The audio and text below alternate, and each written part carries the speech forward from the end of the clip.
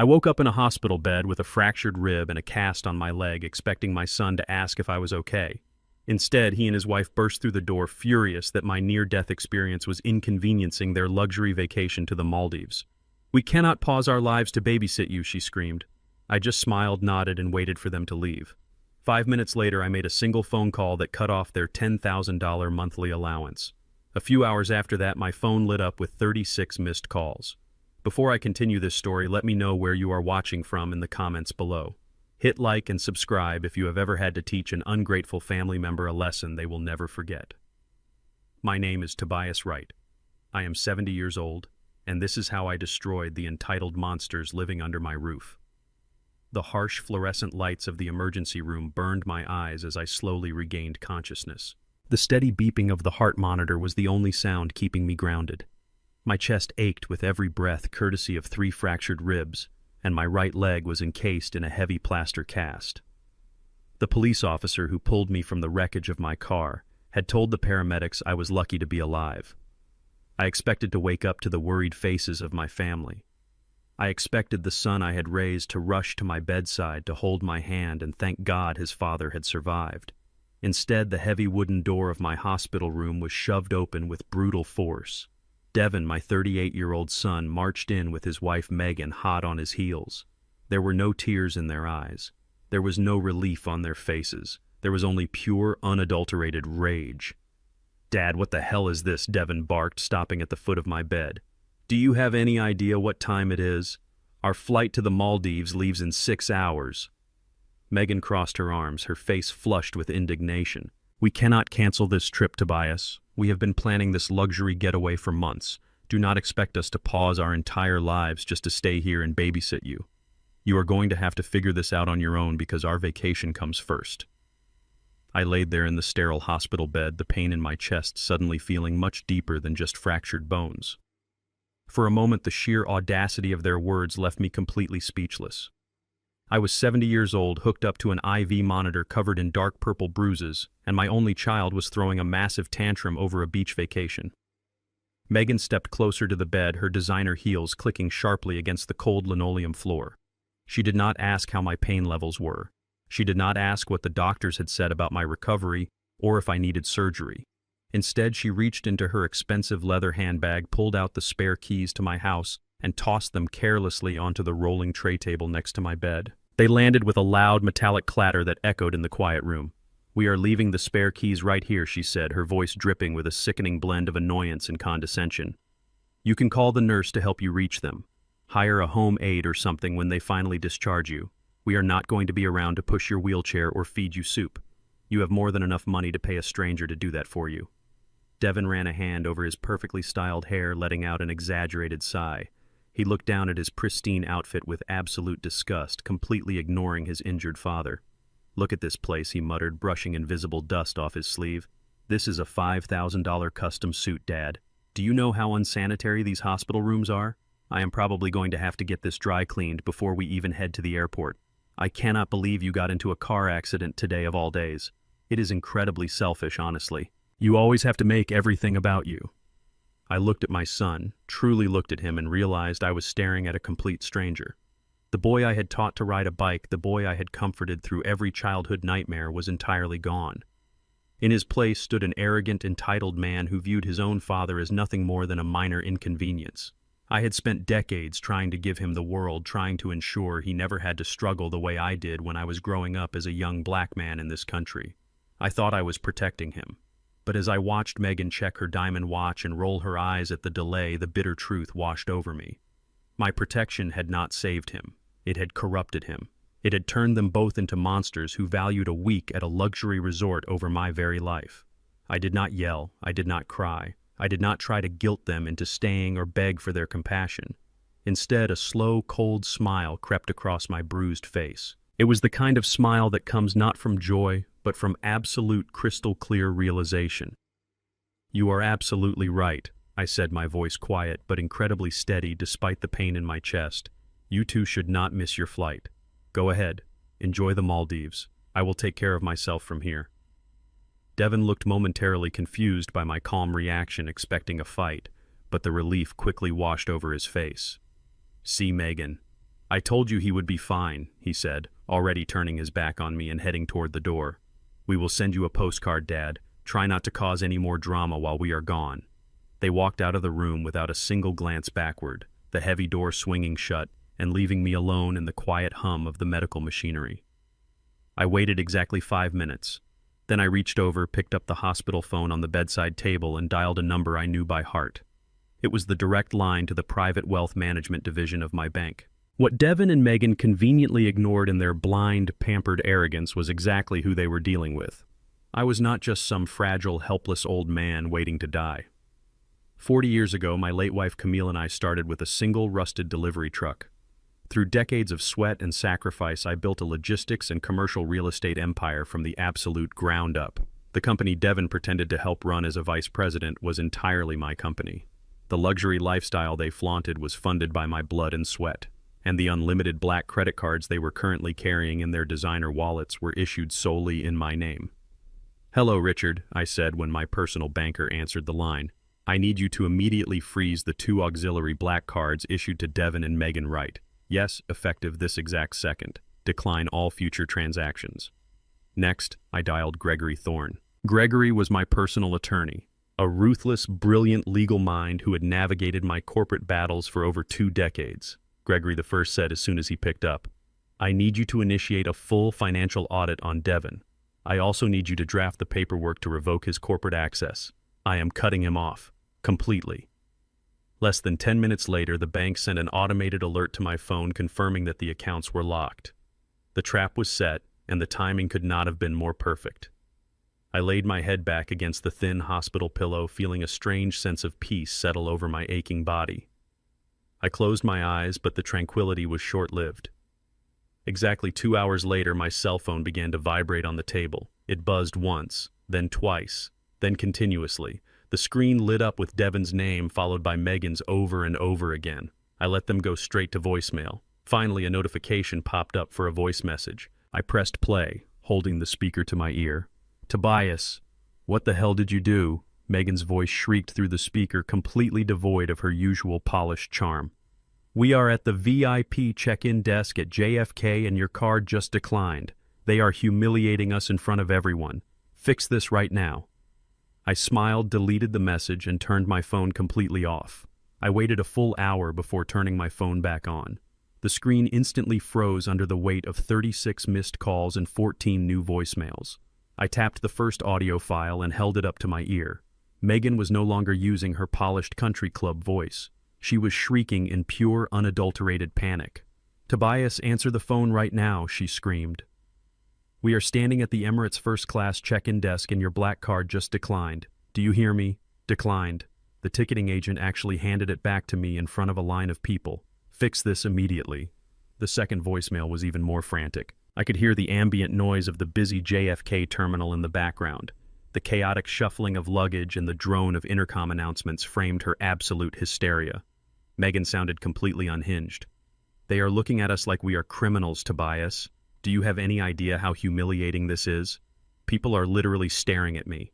The agent tried running the card 3 times, and the machine keeps flashing a bright red fraud alert.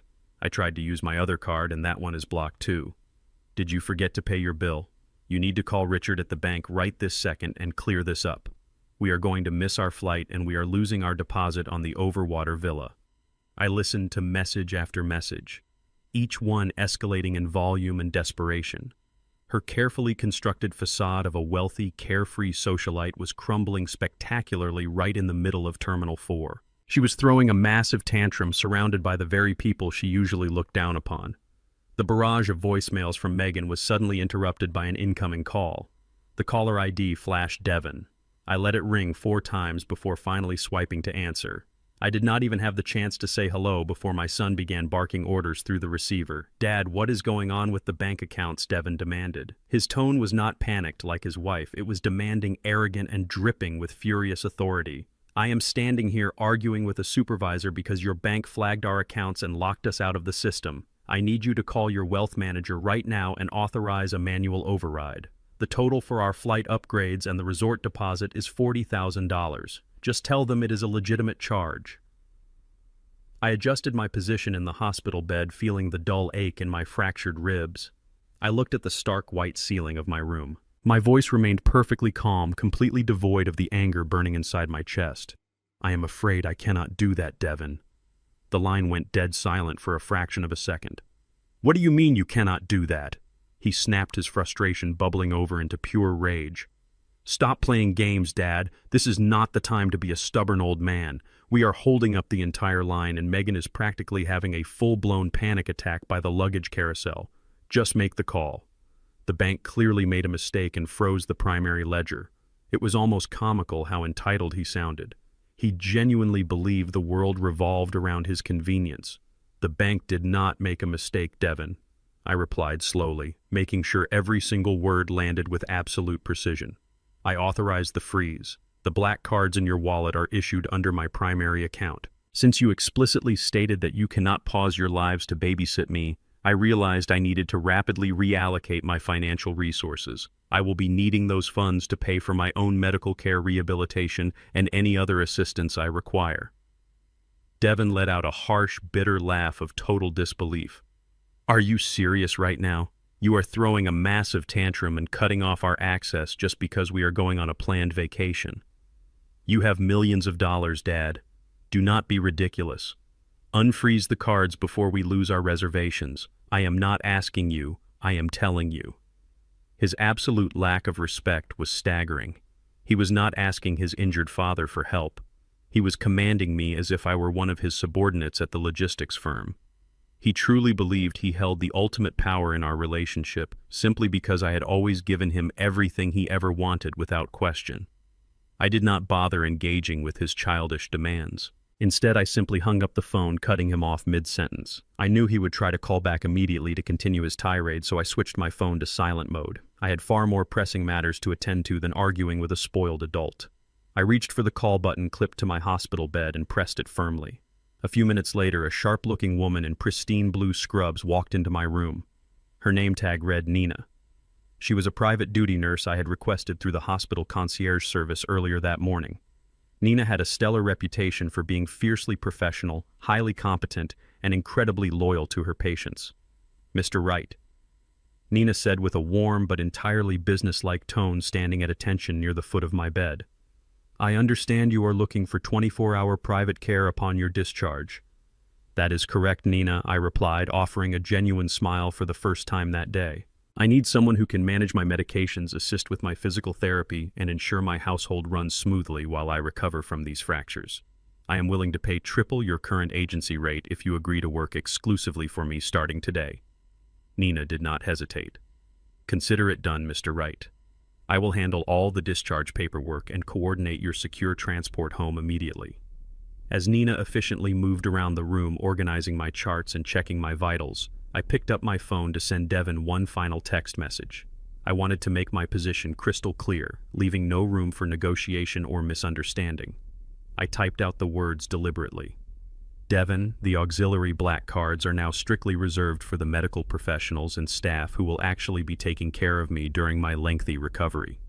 Since you and Megan have made it absolutely clear that my health is not your priority, you no longer qualify for that financial privilege. Furthermore, I have already contacted the airline and revoked your access to the first-class VIP lounge. You will not be charging any complimentary champagne to my account while I sit in a hospital bed. Enjoy the Maldives if you can still somehow afford the tickets." I hit send and tossed the phone onto the side table. For years, I had blindly funded their lavish lifestyle, believing that providing for my family was my ultimate duty as a successful father. I had paid for their designer clothes, their expensive cars, and their exotic luxury vacations. But the accident had forced my eyes wide open. I was no longer going to finance the lives of two parasites who saw me as nothing more than a walking bank account. 30 miles away at Terminal 4, the harsh reality of their situation finally crashed down on them. Without my black cards, they were completely stranded in the middle of the airport. Devin had maxed out his own personal credit limits months ago, pouring money into a failing venture he kept hidden from me. Megan had zero income of her own, relying entirely on my generosity to fund her socialite image. They could not pay for the expensive flight upgrades, they could not cover the exorbitant resort fees, and they certainly could not afford to keep up their wealthy facade for another minute.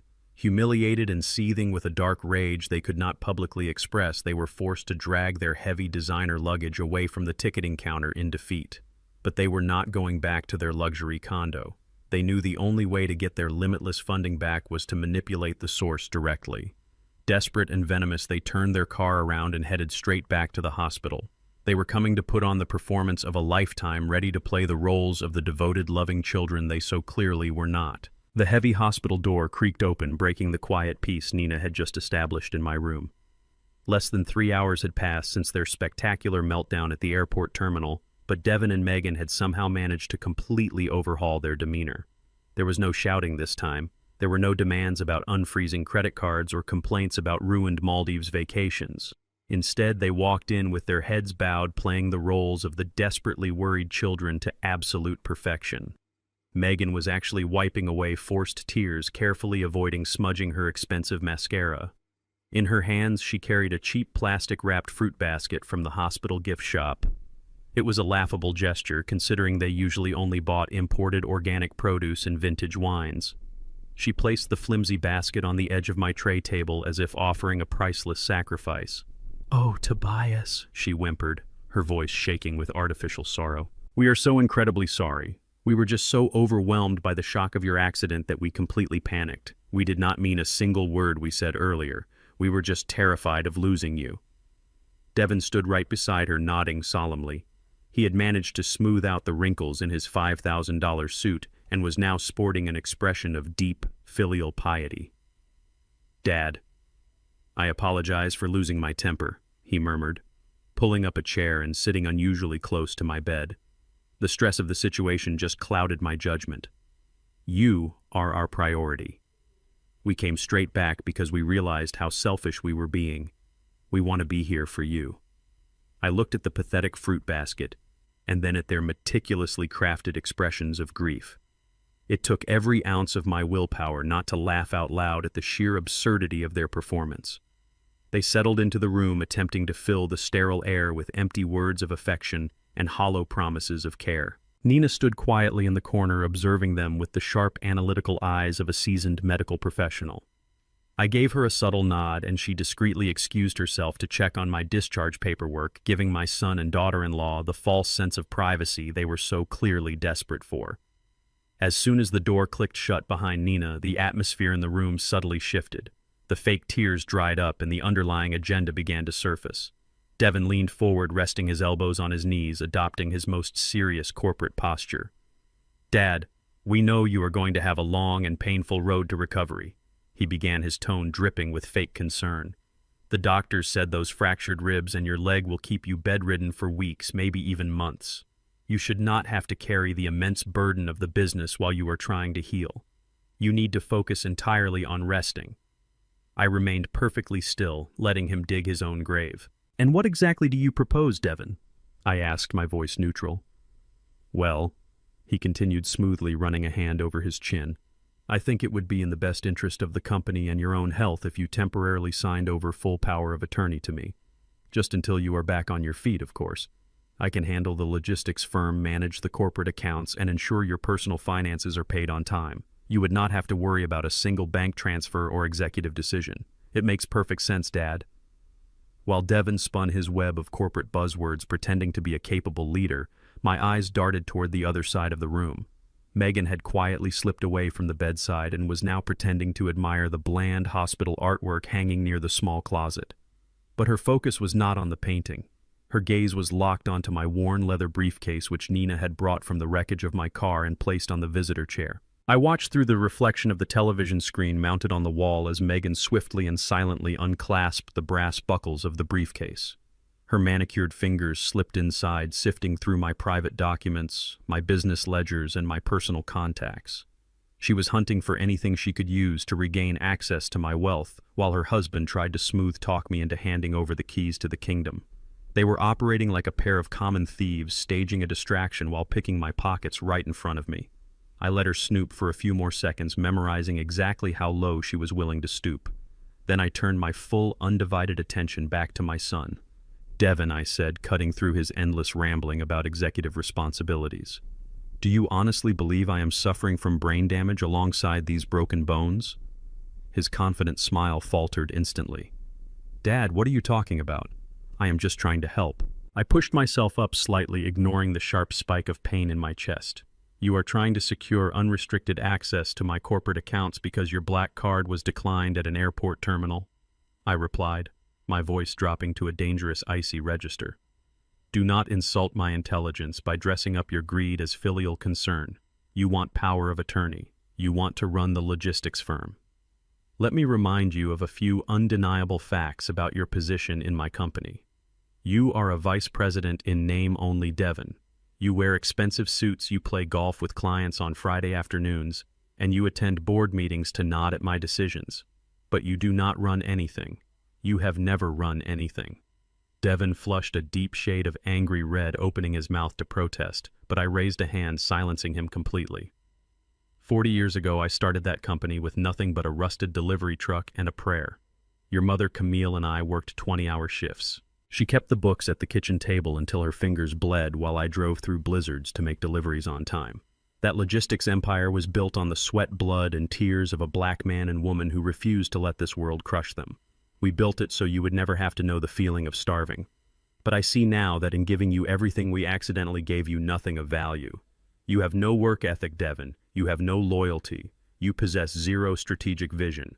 If I handed you the reins to the company today, you would bankrupt the entire operation in less than 6 months just to fund your wife's designer handbag addiction. You are a figurehead. You have always been a figurehead. And you will never lay a single finger on my power of attorney or my corporate accounts as long as I have breath in my lungs." Devon stood up abruptly, his chair scraping violently against the floor. The facade of the loving son completely shattered, leaving behind the spoiled, enraged boy he truly was. "You cannot do this to me," he spat, his fists clenched at his sides. "I am your only son. You owe me. I owe you nothing," I countered, staring him down with absolute authority. "I fulfilled my duty as a father the day you turned 18. Everything you have received since then has been a privilege you have officially revoked by showing me exactly how little my life means to you. Now get out of my hospital room, both of you, before I have security physically remove you from the premises." Megan quickly snapped her hand out of my briefcase, her face pale but her eyes burning with a venomous fury. She grabbed her designer bag and rushed to Devon's side, pulling his arm to drag him toward the door. "Come on, Devon," she hissed, glaring at me with pure hatred. "He has lost his mind. There is no reasoning with him right now." They stormed out of the room, slamming the heavy door behind them, leaving the cheap fruit basket sitting on the table as a pathetic monument to their failed manipulation. But as they left, I noticed something missing from the side pocket of my briefcase. Megan had not just been snooping. She had managed to discreetly photograph a confidential medical business card belonging to a highly connected private physician I consulted for corporate matters. In that brief moment before the door clicked shut, I saw the sinister, calculating gleam flash in her eyes. If she could not persuade me to hand over my wealth voluntarily, she had clearly just found a way to take it by force. Her wicked mind was already piecing together a terrifying plot to declare me mentally incompetent and lock me away in a nursing home forever. 3 days later, the hospital finally cleared my discharge. Nina wheeled me through the grand double doors of my own estate, guiding me with the quiet efficiency I was already paying her triple to maintain. The sprawling foyer of the mansion was pristine, just the way I liked it, but the atmosphere felt entirely wrong. The comforting aroma of my favorite coffee was completely missing. Maria, my fiercely loyal housekeeper who had worked for our family for over 2 decades, was nowhere to be seen. In her place stood a severe-looking woman I had never met, rapidly texting on her phone. She barely glanced up when my wheelchair rolled across the marble floor. "Where is Maria?" I demanded, my voice slicing through the quiet space. Megan sauntered out of the formal dining room wearing a designer tracksuit, sipping a green smoothie with absolute nonchalance. "Oh, I let Maria go yesterday morning," Megan stated casually, waving a manicured hand in the air. "She was getting too old to handle the deep cleaning anyway.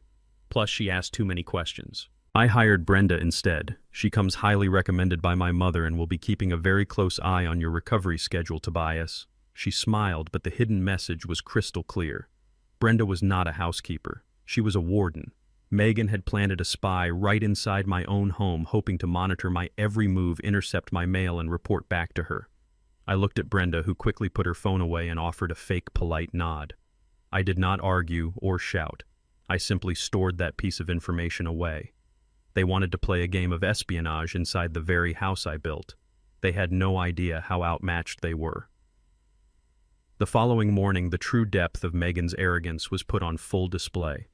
I was sitting in the sunroom going over physical therapy routines with Nina when Megan strutted down the grand staircase.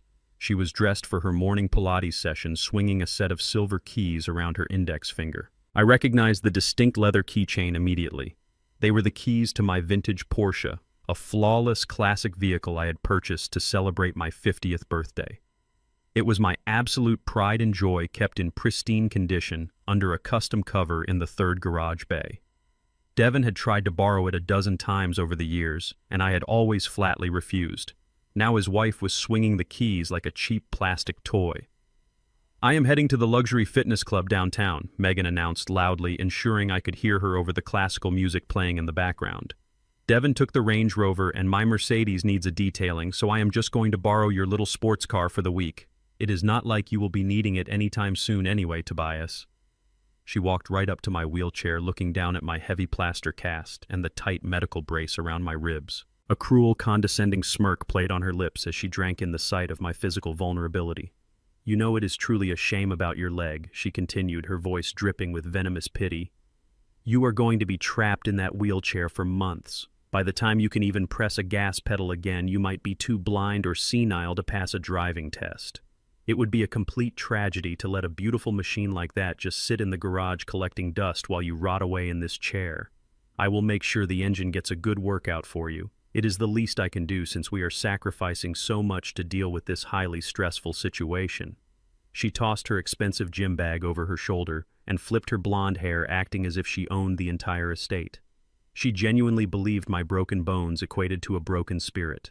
She thought my physical weakness meant she had finally gained the upper hand over me. I looked up at her, maintaining complete and utter composure. "You are right, Megan," I said softly. "It is a beautiful machine. Drive safely." She let out a triumphant laugh, clearly thrilled that I had seemingly surrendered without a fight. She turned on her heels and strutted out the front door. As soon as she was out of earshot, I turned my head and locked eyes with my nurse. "Nina," I said, maintaining my calm demeanor. "It is time." Nina immediately pulled her tablet from her medical bag and tapped the screen twice. "I already confirmed the arrival window, Mr. Wright," she stated briskly. "They are pulling through the main security gates right now." I slowly maneuvered my wheelchair toward the massive bay windows that overlooked the expansive circular driveway. The timing was nothing short of cinematic. Just as Megan reached the driveway and pressed the unlock button on the key fob, a massive, heavy-duty flatbed tow truck roared up the driveway, blocking her path entirely. The air brakes hissed loudly as the truck came to a complete halt right in front of the garage. Two men wearing official dealership uniforms hopped out of the cab, carrying clipboards and heavy steel chains. Megan froze in her tracks, her smug expression instantly melting into utter confusion. "Excuse me!" she shouted, marching up to the men in her designer athletic wear. "You cannot park that ugly truck here. You are blocking my exit. Move it right now." The lead driver, a burly man who clearly had zero patience for entitled socialites, barely looked at her. He checked the paperwork on his clipboard and marched straight toward the Porsche. "We are not blocking anything, lady," he replied gruffly. "We are here for the vehicle. Authorized pickup from the owner." Megan shrieked in disbelief. "What are you talking about? I am driving this car. You are not touching it." She stepped in front of the vehicle, crossing her arms as if her tiny frame could stop a flatbed tow truck. That was when I pressed a button on the wall panel, automatically opening the large front doors so my voice could carry outside. Nina pushed my wheelchair onto the front portico.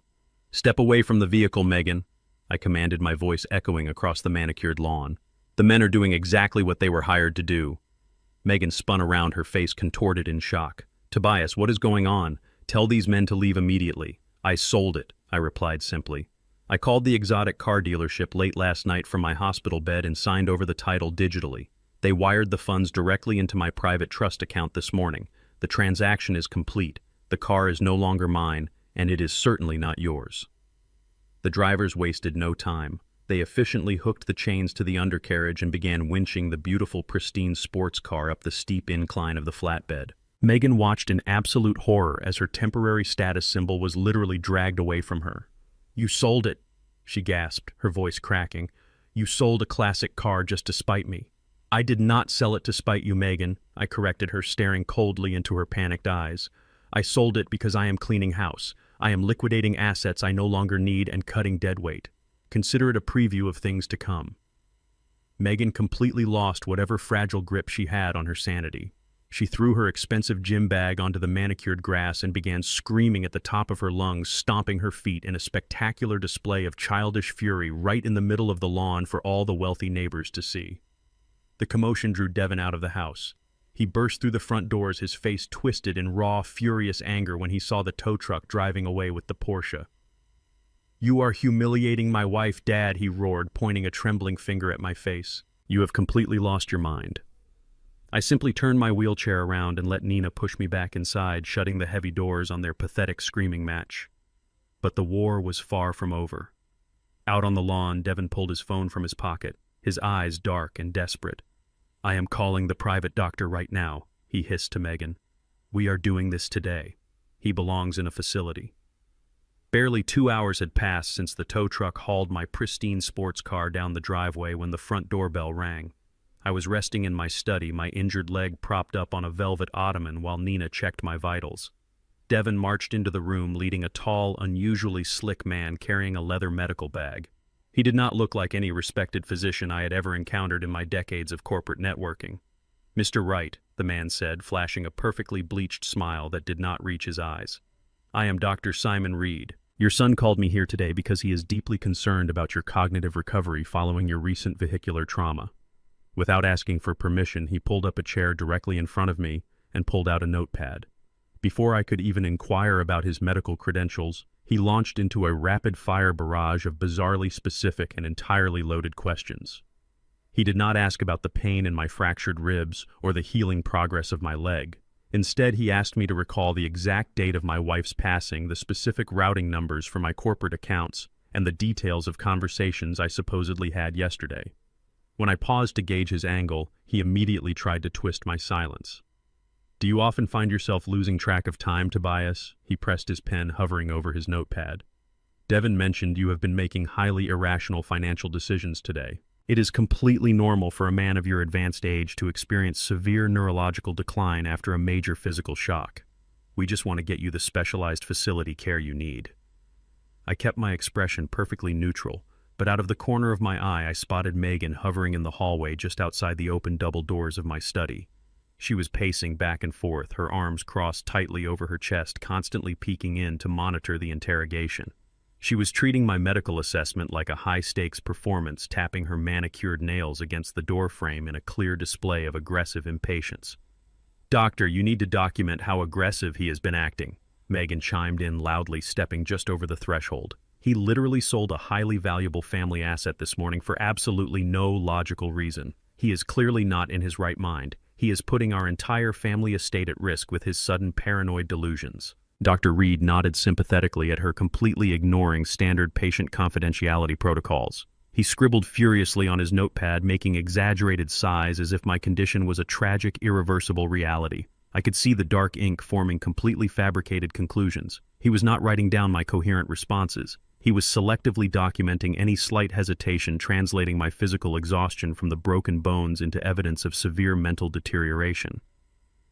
"I see exactly what you mean, Megan," the corrupt doctor replied smoothly, adjusting his expensive glasses. "The trauma from the collision has clearly exacerbated an underlying cognitive decline. Post-concussive dementia is a very real threat. In these advanced stages, patients often display immense hostility toward their primary caregivers. They make reckless financial decisions and push away the people trying to protect them. It is a textbook case of diminished capacity." Devin stood behind the doctor, nodding with a sickeningly grave expression on his face. "We just want what is best for him." Dr. Reed, Devin lied, his voice dripping with artificial sorrow. "We have been looking into a premium assisted living facility upstate. They have a secure memory care unit that can prevent him from harming himself or our family business. We just need your professional medical certification to initiate the transfer of power." Dr. Reed tapped his pen against the paper, a sinister smile playing on his lips. "Based on my preliminary assessment, I believe we have more than enough grounds to proceed with a declaration of incompetence. I will finalize the medical affidavit tonight." Megan let out a loud, audible sigh of relief from the hallway, her posture instantly relaxing, as if she had just won the lottery. They actually thought they had checkmated me right inside my own home. I knew exactly what I needed to do. If I fought back and demonstrated my sharp intellect right then, they would simply regroup and find a more aggressive way to corner me. I needed to give them enough rope to hang themselves completely. So I decided to play the exact role they were paying this fraudulent doctor to document. I let my shoulders slump forward slightly, altering my posture to mimic a defeated, exhausted old man. I allowed my gaze to drift toward the window, staring blankly at the oak trees outside. I rubbed my temples as if the medication was clouding my thoughts. "What day is it?" I murmured, keeping my voice low and slightly raspy. "I need to go to the logistics warehouse. Camille is waiting for me to review the shipping manifests." Mentioning my late wife as if she were still alive in the present tense was the perfect bait. Devin and Megan exchanged a thrilled, victorious glance. Dr. Reed quickly jotted down a final note, snapping his leather binder shut with a definitive thud. "Do not worry about the warehouse, Dad," Devin said, his tone thick with condescending pity. "I am taking over the company now. You just need to rest." Dr. Reed stood up, packing his medical bag. "I have seen enough," he announced to my son. "The cognitive deterioration is progressing rapidly. I will have the final incompetence certification couriered to your lawyer by tomorrow morning." They ushered the doctor out of the study, patting each other on the back like criminals finalizing a successful heist.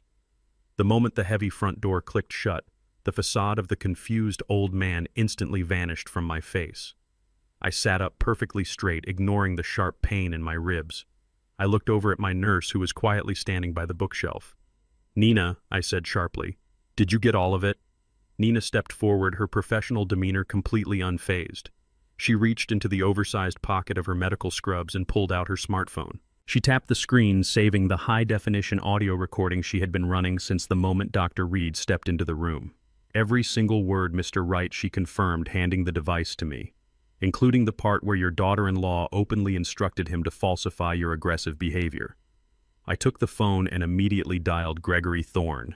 My lawyer picked up on the second ring. "Gregory," I said, my voice echoing with cold, calculated authority. "Devin and Megan just brought a hired gun into my home posing as a medical professional. His name is Dr. Simon Reed. I need you to run a comprehensive background check on him immediately. Dig into his medical license, his financial history, and any past malpractice suits. They are trying to build a fabricated case to lock me in a memory care ward and seize my assets." Gregory let out a low whistle over the line. "I am on it, Tobias. I will tear this guy apart and get back to you before dinner." I spent the rest of the afternoon resting in my study, listening to the faint sounds of Devin and Megan celebrating their perceived victory in the west wing of the house. They genuinely believed they had outsmarted a man who had survived 4 decades of cutthroat corporate warfare. The sun was just beginning to set, casting long, dark shadows across the manicured lawn when my private line rang. It was Gregory. I answered immediately, expecting an update on the corrupt doctor. Tobias, Gregory said, his voice lacking its usual calm cadence, replaced instead by a tone of urgent severity. "Dr. Reed is a complete fraud whose medical license was suspended in 2 states for accepting illegal kickbacks. But that is not why I am calling you with such urgency right now. We have a much bigger problem on our hands." "What did they do?"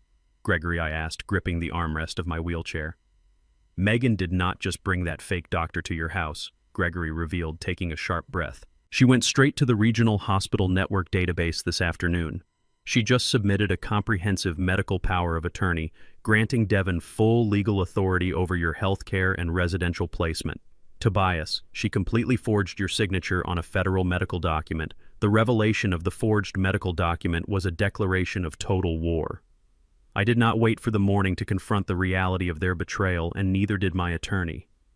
Gregory drove straight to my estate under the cover of darkness, slipping through the service entrance that Nina had discreetly unlocked. He bypassed the areas of the mansion where Devin and Megan were celebrating their supposed victory and walked directly into my private study.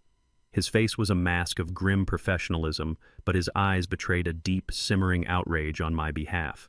"The medical power of attorney was just the smokescreen, Tobias," he said, his voice dropping to a low, intense whisper as he pulled a thick manila folder from his leather briefcase. "While they were busy trying to convince a corrupt doctor to lock you away in a memory care ward, they were simultaneously raiding your corporate vault." He handed me a stack of highly classified banking statements flagged with red urgent markers from our primary lending institution. I adjusted my reading glasses and stared at the numbers. The ink on the page felt like a physical blow to my chest. Just 3 weeks prior, Devin had exploited his nominal title as vice president to take out a massive commercial mortgage against one of my most valuable logistics warehouses. He had leveraged a prime piece of real estate that I had purchased with cash decades ago, using it as collateral to secure a staggering $500,000 loan. I flipped through the transaction logs, tracing the path of the stolen funds with the surgical precision of a man who had spent 40 years hunting down corporate discrepancies. The $500,000 did not go toward fleet upgrades. It did not go toward employee payroll or expanding our shipping routes. Instead, the entire lump sum was wired directly into an obscure limited liability company registered just 2 states over. "Who owns this shell corporation?" Gregory I asked, feeling my jaw clench so tightly my teeth ached. My lawyer pulled out a secondary dossier containing a background check. The sole proprietor is a man named Kyle. He is Megan's older brother. The pieces of their sickening puzzle snapped together with terrifying clarity. Kyle was a notorious smooth-talking grifter who styled himself as a tech entrepreneur, but had a long documented history of driving imaginary startups straight into bankruptcy. Devin and Megan had not just embezzled $500,000 of my hard-earned corporate assets. They had funneled my blood and sweat directly into a fraudulent phantom startup to fund a lavish lifestyle for her incredibly entitled family. They were systematically bleeding my legacy dry, convinced that I would soon be rotting in a psychiatric facility, completely unable to stop them. Megan was essentially using my fortune to elevate her middle-class relatives into the ranks of the elite, treating my logistics empire like her own personal piggy bank. I stared at the signature on the loan agreement. Devin had forged my initials on the secondary authorization line, a sloppy, desperate imitation of my handwriting. They thought they had perfectly orchestrated the ultimate heist. They believed they were brilliant, untouchable masterminds. I did not scream. I did not throw my glass against the wall or give in to the blinding rage that was demanding to be released. In the ruthless world of commercial real estate and corporate logistics, anger makes you sloppy, but cold, calculated patience makes you lethal.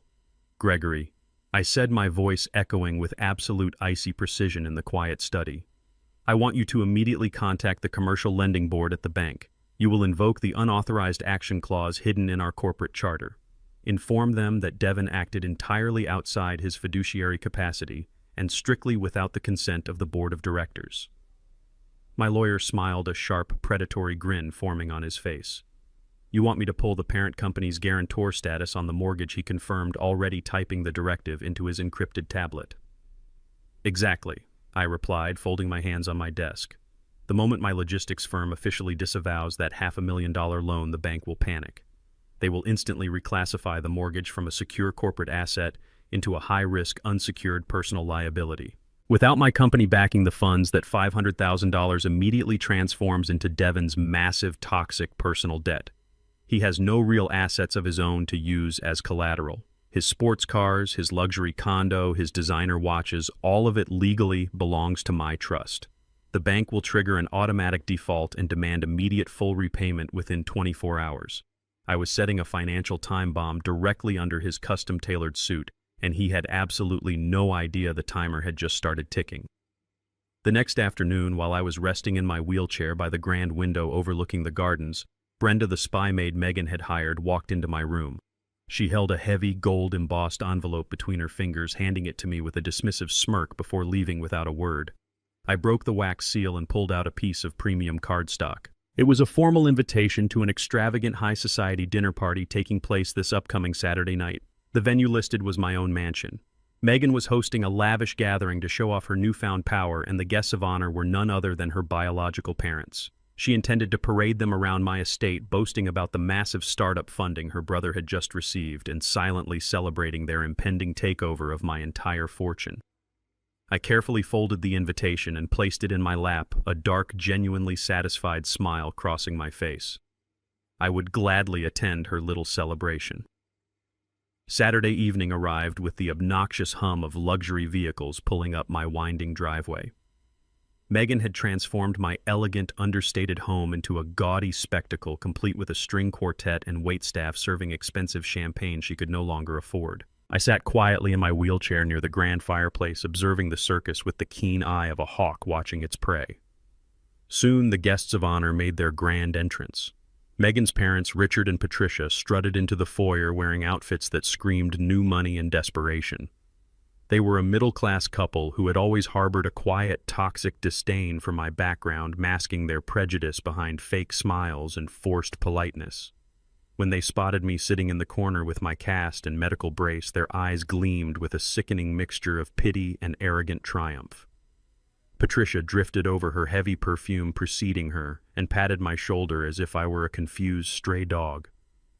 "Oh, Tobias," she cooed, her voice loud enough for nearby guests to hear. "It is so tragic to see you like this. Megan told us all about your little cognitive struggles and how hard it has been for you to remember basic things. Do not worry, you are in good hands now. We will make sure you are comfortable in your final years." Richard stood beside her, sipping a glass of my vintage scotch, looking down his nose at me with blatant disrespect. He surveyed my mansion with greedy, calculating eyes, already mentally measuring the drapes and claiming ownership of the legacy I had built with my bare hands. I simply nodded, absorbing their insults, fueling the fire of my impending retaliation. The evening progressed into a lavish sit-down dinner in the formal dining room. I insisted on joining them at the table, taking my rightful place at the head, much to Megan's visible irritation. As the courses were served, Richard's voice grew louder, fueled by the expensive alcohol and his own inflated ego. He dominated the conversation, making sure every guest in the room heard about the glorious future his family was stepping into. He leaned back in his mahogany chair, gesturing grandly with his crystal glass. "You know, everyone, it truly is a new era," Richard announced, casting a condescending glance in my direction. "We have to acknowledge when it is time to pass the torch to the younger, more capable generation. Devon is stepping up to take full control of the logistics empire.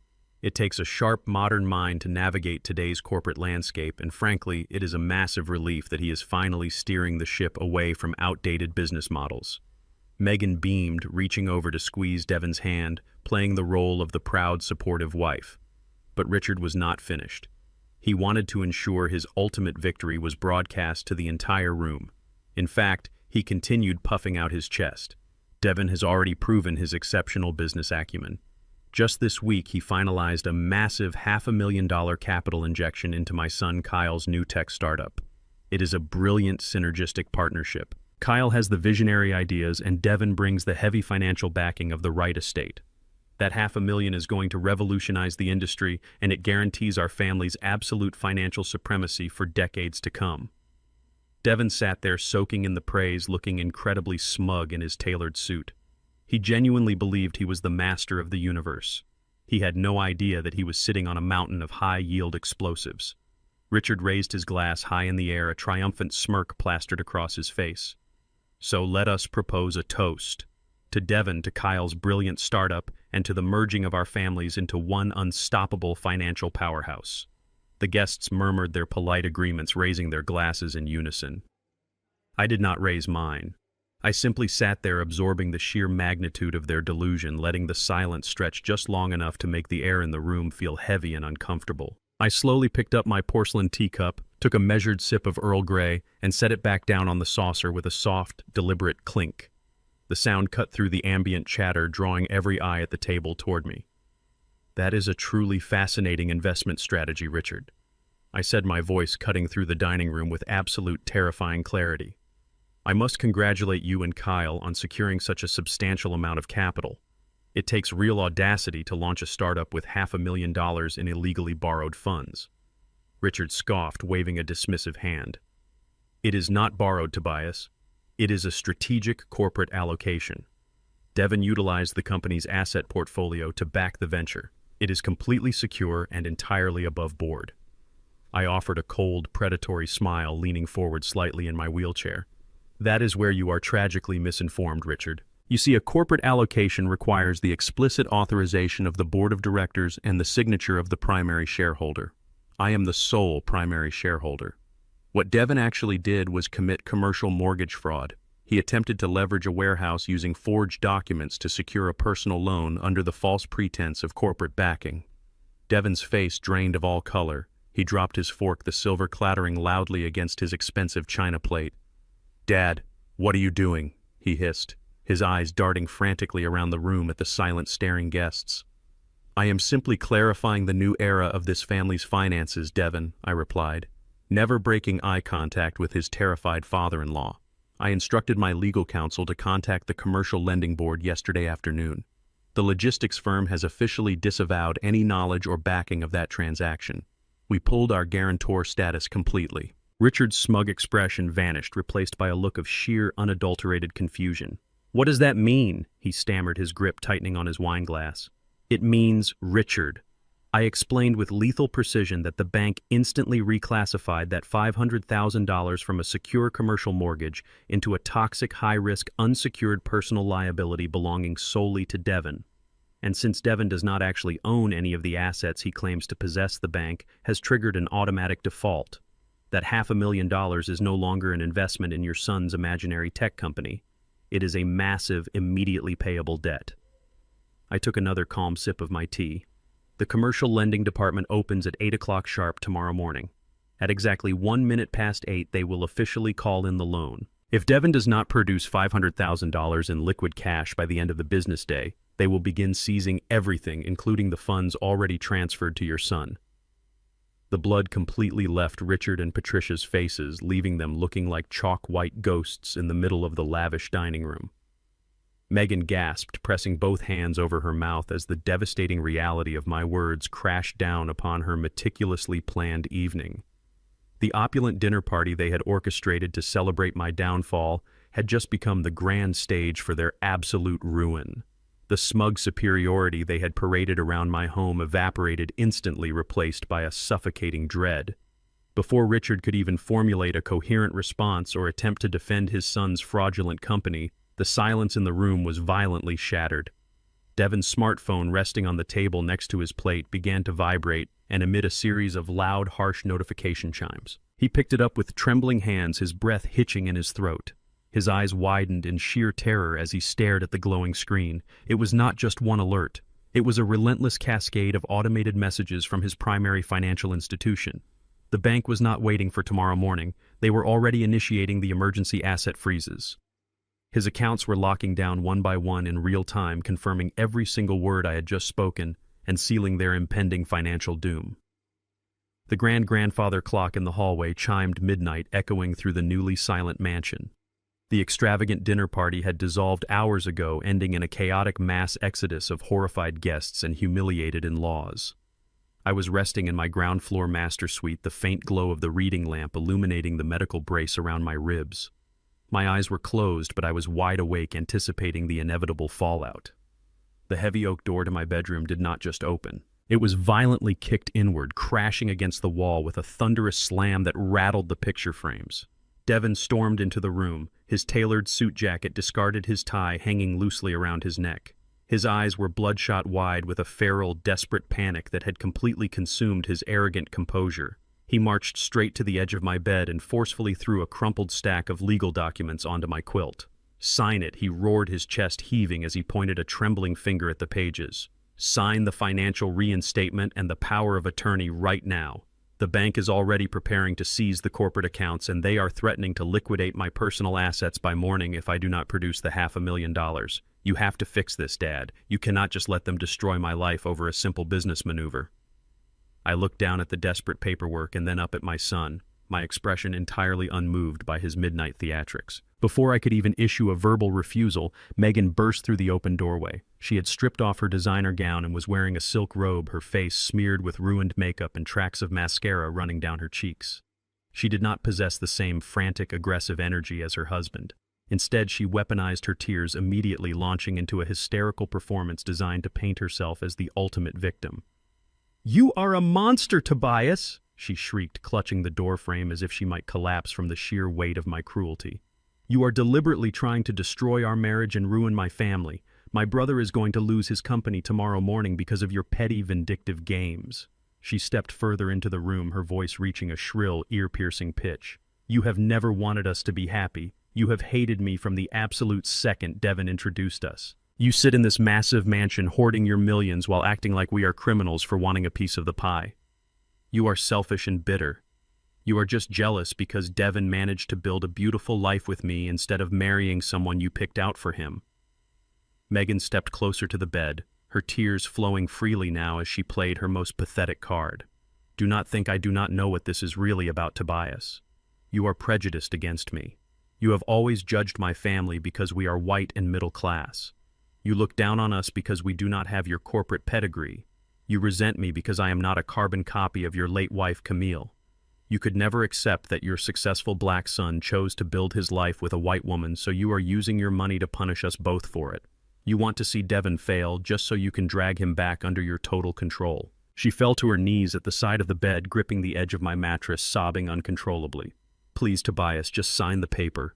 She begged, her voice muffled by the blankets. Do not send us to prison. Do not let them take everything away from us. We just wanted to build a legacy. We just wanted to make you proud.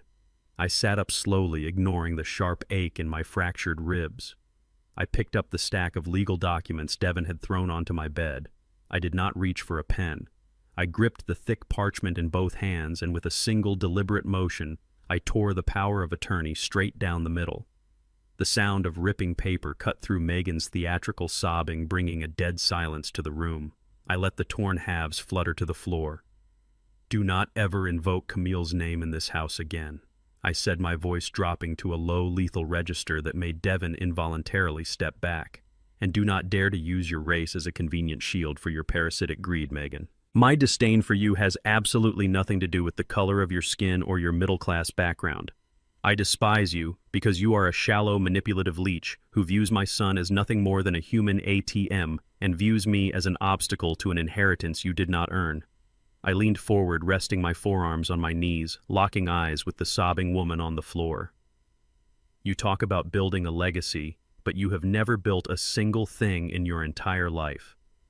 You masquerade as a high society socialite using the wealth that a black man and woman built from nothing, all while secretly looking down on the very hands that feed you. You invited your arrogant parents into my home so they could insult my intelligence and count my money while I was sitting in a wheelchair. You pushed my son to commit federal mortgage fraud to fund your brother's imaginary tech company. You are not a victim, Megan. You are a highly calculated thief who finally got caught with her hand in the vault. I turned my attention back to Devin, who was staring at the torn documents on the floor in absolute horror. You wanted to play the role of a high-rolling corporate executive, Devin, I told him coldly. Well, congratulations. You are now experiencing the real corporate world. Actions have consequences. Signatures have binding legal weight. And committing fraud against a commercial bank carries federal prison time. You made your bed with this woman and her grifter family. Now you are going to lie in it without my checkbook to shield you. Get out of my bedroom. Get out of my sight. And figure out how you are going to survive 8 in the morning when the bank officially calls in your $500,000 debt. Realizing that their manipulation tactics and aggressive demands had completely failed, Devin and Megan backed away from the bed. The terrifying reality of their imminent financial ruin had finally extinguished their false bravado. Megan scrambled to her feet, her tears instantly drying up as her survival instincts kicked in. She grabbed Devin by the arm and pulled him out of the room without another word. Less than 20 minutes later, I heard the distinct sound of their remaining car tires screeching down the long asphalt driveway. They were fleeing into the dead of night. I sat back against my pillows, taking a deep breath to steady my racing heart. A soft knock broke the silence, and Nina stepped out of the shadows of the hallway. "Mr. Wright," she said, her voice urgent but tightly controlled. "I just checked the safe in the West Wing office." Devin bypassed the security code before they left. He stole the original deed to the suburban villa where they currently live. He took the physical property title with him. The sun had barely risen over the estate when my private line rang. It was Gregory Thorne. His voice was razor-sharp, immediately cutting through the early morning quiet. "Tobias, we have a massive development," Gregory announced. Nina was absolutely correct about the missing property deed. Devin did not just steal the physical paperwork to hold on to it as leverage. He is actively trying to liquidate the suburban villa. He spent the last 4 hours frantically contacting bottom-feeding real estate investors who specialize in rapid, off-market cash acquisitions. He is trying to offload a $2 million luxury property for a fraction of its actual market value just to get his hands on immediate liquid cash to satisfy the commercial bank before they completely obliterate him. He knows he does not officially own the house, but he possesses the original deed and shares your exact last name. He is setting up a fraudulent transfer of ownership, expecting to pocket the cash and vanish before the new buyers or the state registrar realize the title is completely illegitimate. He has found a shady cash buyer willing to close the deal by tomorrow afternoon, no questions asked. I listened to the rapid clicking of Gregory typing on his keyboard. I am drafting the police report right now. Tobias. Gregory continued, his tone shifting into full prosecution mode. We need to dispatch local authorities to his location immediately. If we alert the fraud division, we can have Devin intercepted and arrested for attempted grand larceny and possession of stolen documents before he even gets close to a closing table. We can shut this entire circus down by lunch. I took a deep breath, staring out the window at the dew-covered grass of my lawn.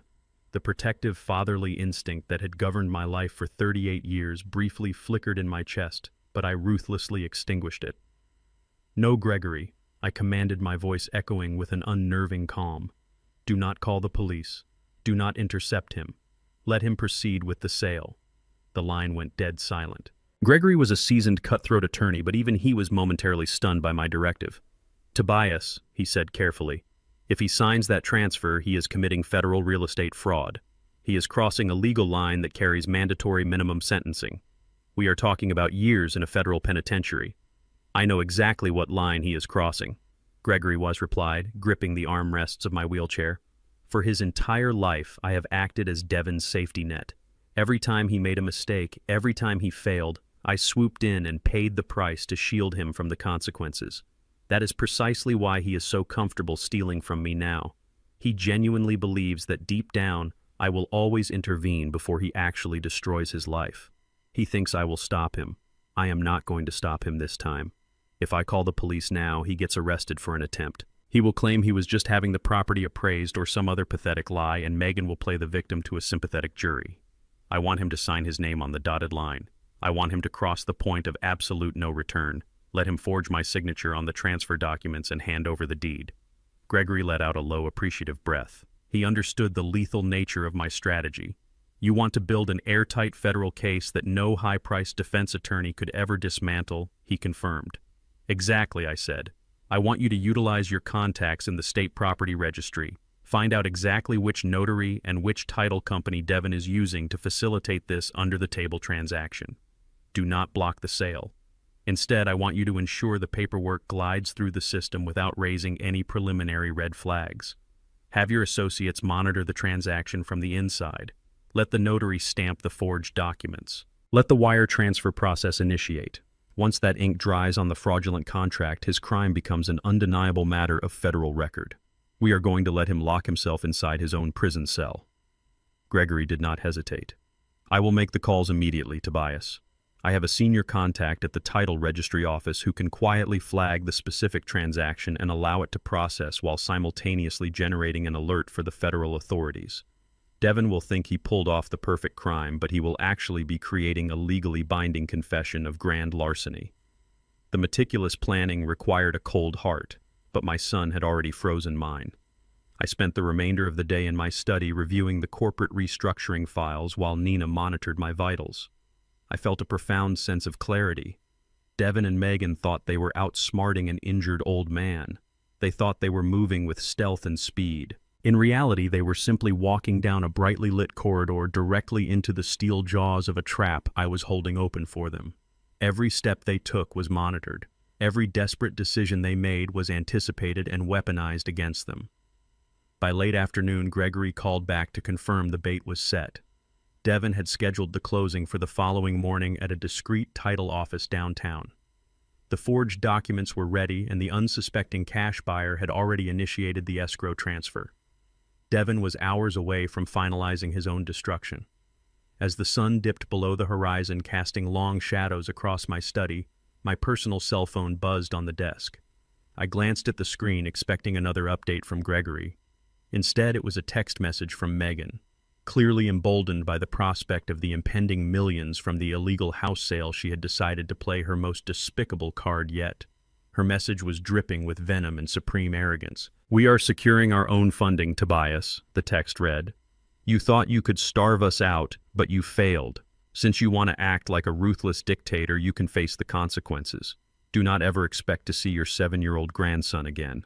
I am blocking your number and banning you from his school. If you ever want to see his face or be a part of his life, you will unlock those black cards and wire $2 million into my personal account by tomorrow noon. Consider it a late inheritance fee."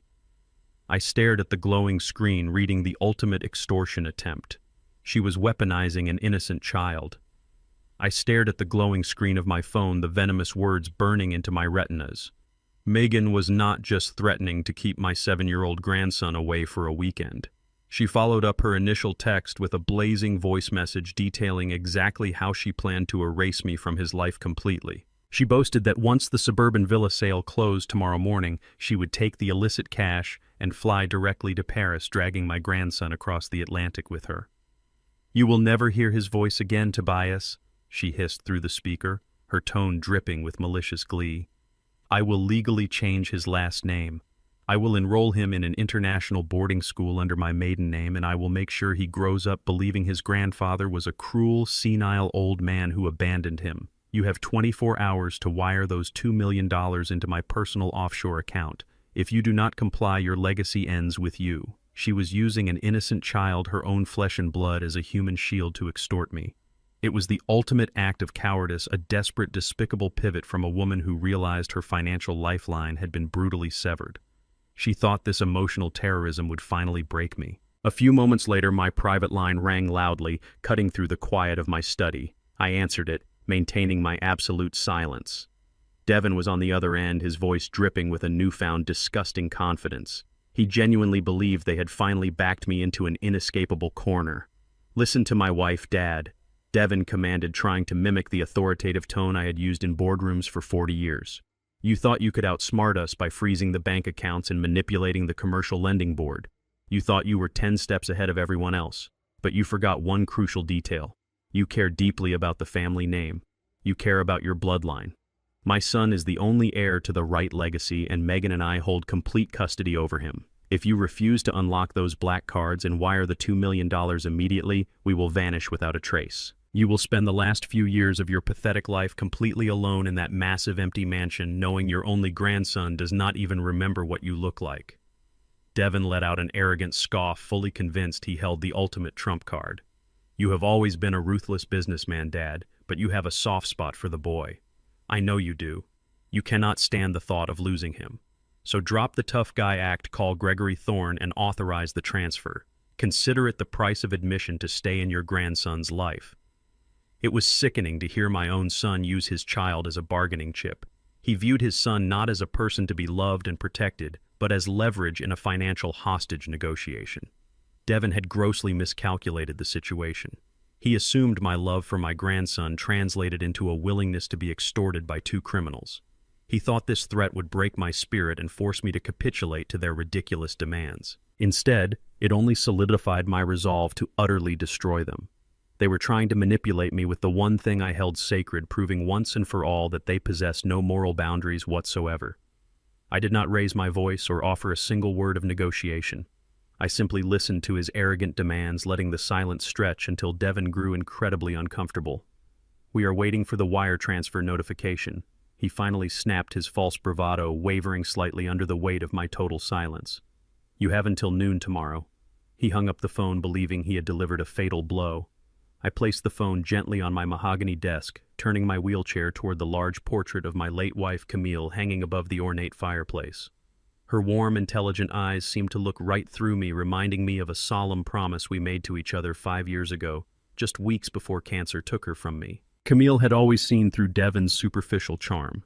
She knew our son was inherently weak, prone to taking the easy way out, and easily manipulated by flashy, hollow people like Megan. "Tobias," she had whispered from her hospice bed, her grip incredibly strong despite her failing health. "You must protect the corporate legacy, but more importantly, you must protect our grandson. Do not let Devin ruin that boy's future to fund his own arrogant mistakes. Build a financial fortress around him. I made that vow to my dying wife, and I had executed it with ruthless legal precision long before this current war began." I picked up my phone and dialed Gregory Thorne once again. "Gregory," I said, my voice steady and resolute. "Devin and Megan have decided to use my grandson as leverage. They are demanding a $2 million ransom under the threat of taking him out of the country. I need you to immediately send them the certified digital copies of the Camille Wright Independent Trust Fund. Send it directly to both of their private email addresses and copy Megan's pretentious parents for good measure. Let them read the fine print of their own failure." Gregory chuckled darkly on the other end of the line. "Sending it right now, Tobias." They are going to have an absolute meltdown when they see the clauses. 3 years ago, I established an ironclad, irrevocable trust fund solely in my grandson's name. It contained a massive 8-figure sum, enough to guarantee he would attend any prestigious university he chose and never have to worry about a mortgage for the rest of his life. But it came with a meticulously crafted catch. The trust was entirely locked down until his 25th birthday. Neither Devin nor Megan had any legal authority to access, borrow against, or withdraw a single cent from that fund. Furthermore, I had appointed Gregory and an independent board of ruthless financial fiduciaries to oversee it. If Devin or Megan attempted to dispute it, challenge custody, or flee the country with the boy, a fail-safe clause would immediately trigger freezing all secondary family assets and alerting federal child welfare authorities to a potential kidnapping risk. I was not just calling their bluff. I was legally neutralizing their only weapon. Exactly 12 minutes later, my phone vibrated with a delivery receipt. They had opened the email and read the trust documents. The profound silence that followed from their end was the sweetest sound I had heard all week. Their grand extortion attempt had just slammed into an impenetrable brick wall of elite corporate law. They realized they could not touch a dime of the boy's fortune, and taking him out of the country would now trigger a massive federal manhunt. Stripped of his leverage, cornered by his impending $500,000 bank default, and realizing the suburban villa sale would not clear fast enough to save him, Devin's panic hit a fever pitch. Driven by sheer blinding desperation, he made the most catastrophic decision of his life. Nina received an urgent alert from our internal corporate security team. Devin had just violently peeled out of his driveway, speeding directly toward the logistics company headquarters. He was heading straight for the executive vaults, intending to use his remaining administrative access to physically drain the employee union cash reserves before the morning sun rose.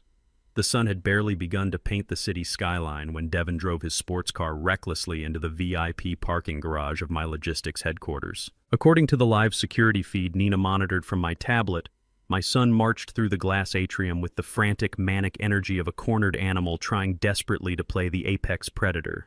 He bypassed the front desk entirely, flashing his vice president badge at the early morning security staff, who simply stepped aside per my strict prearranged orders. Devin took the executive elevator straight to the top floor, his mind entirely consumed by the desperate need to secure the employee union cash reserves before his $500,000 loan defaulted. He burst through the heavy frosted glass doors of the executive boardroom where the primary corporate vault was secured. Our chief financial officer, Marcus, was already standing near the digital keypad, holding a stack of leather-bound ledgers. "Open it," Devin barked, his voice echoing sharply across the vast, empty conference table. He did not ask politely. He demanded, straightening his tie in a pathetic attempt to project authority. "I need an immediate withdrawal of $300,000 in untraceable funds for an emergency operational expenditure. Open the vault right now, Marcus. I am operating under executive privilege, and I do not have time for bureaucratic delays." Devin crossed his arms, tapping his expensive Italian leather shoes against the polished hardwood floor, completely oblivious to the trap that had already snapped shut around his ankles. He genuinely believed his hollow title still commanded respect within these walls. Marcus did not move a single muscle toward the vault keypad. Instead, he simply lowered his ledgers and looked past my son. The boardroom was dimly lit, the heavy motorized blinds still drawn shut against the morning sun. At the far end of the long mahogany table, the oversized leather chairman chair was turned entirely away from the room, facing the sprawling panoramic view of the city. Devin noticed Marcus hesitating, and his face twisted with sudden entitled rage. "Did you not hear me?" Devin snapped, taking a threatening step forward. "I am the vice president of this company, and I am giving you a direct order to open that safe immediately." Slowly, the heavy leather chair began to swivel around. The quiet, mechanical hum of the rotating base was the only sound in the cavernous room. Devin froze, his arrogant posture instantly collapsing as the chair completed its rotation. I was sitting there directly in the center of my own corporate fortress. I was not wearing a flimsy hospital gown. I was not confined to my wheelchair, groaning in pain from fractured ribs. I was dressed in a pristine charcoal gray bespoke suit, leaning forward with my hands steeped on the mahogany table, projecting an aura of absolute, unyielding authority. The medical brace was hidden seamlessly beneath my tailored clothing, and my fractured leg rested comfortably out of sight beneath the heavy wooden desk. I looked into my son's eyes with the cold, calculating gaze of a man who had built this empire from dirt, blood, and broken bones. The color drained from Devon's face so fast he looked as though he might collapse right onto the expensive Persian rug. "Dad," he stammered, taking a clumsy step backward, his voice cracking into a high, pathetic pitch. "You are supposed to be on bed rest. You are supposed to be trapped at the house." He looked wildly around the room, finally noticing that Marcus was not alone. From the shadows of the adjoining executive lounge, Gregory Thorne stepped out holding a thick binder of legal documents. Beside him stood the entire executive board of directors, men and women who had fought in the corporate trenches with me and Camille for decades. They had been standing there in absolute silence, bearing witness to Devon attempting to rob the working-class employees who kept this company running. The silence in the boardroom was absolute, suffocating, and deafening. It was the heavy, terrifying quiet of a predator trapping its prey in an inescapable corner.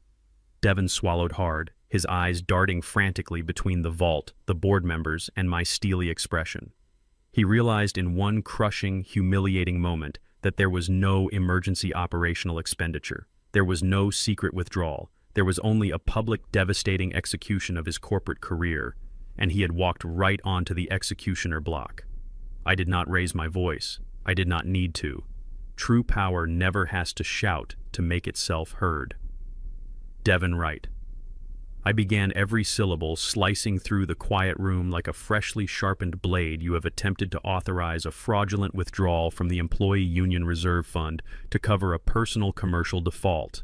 You have forged my signature to secure a disastrous loan for a phantom startup, and you have continuously leveraged the good name of this company to fund a lavish parasitic lifestyle. Devon opened his mouth to defend himself, but no words came out. His arrogant facade had been entirely atomized, leaving behind a terrified little boy.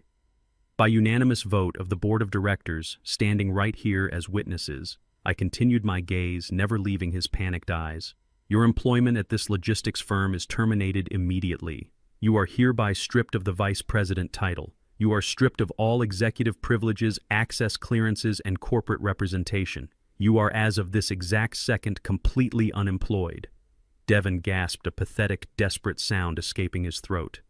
"Dad, please, you cannot do this to me in front of everyone," he pleaded, finally shedding his false bravado and begging for mercy. "I am your son. I built this division with you."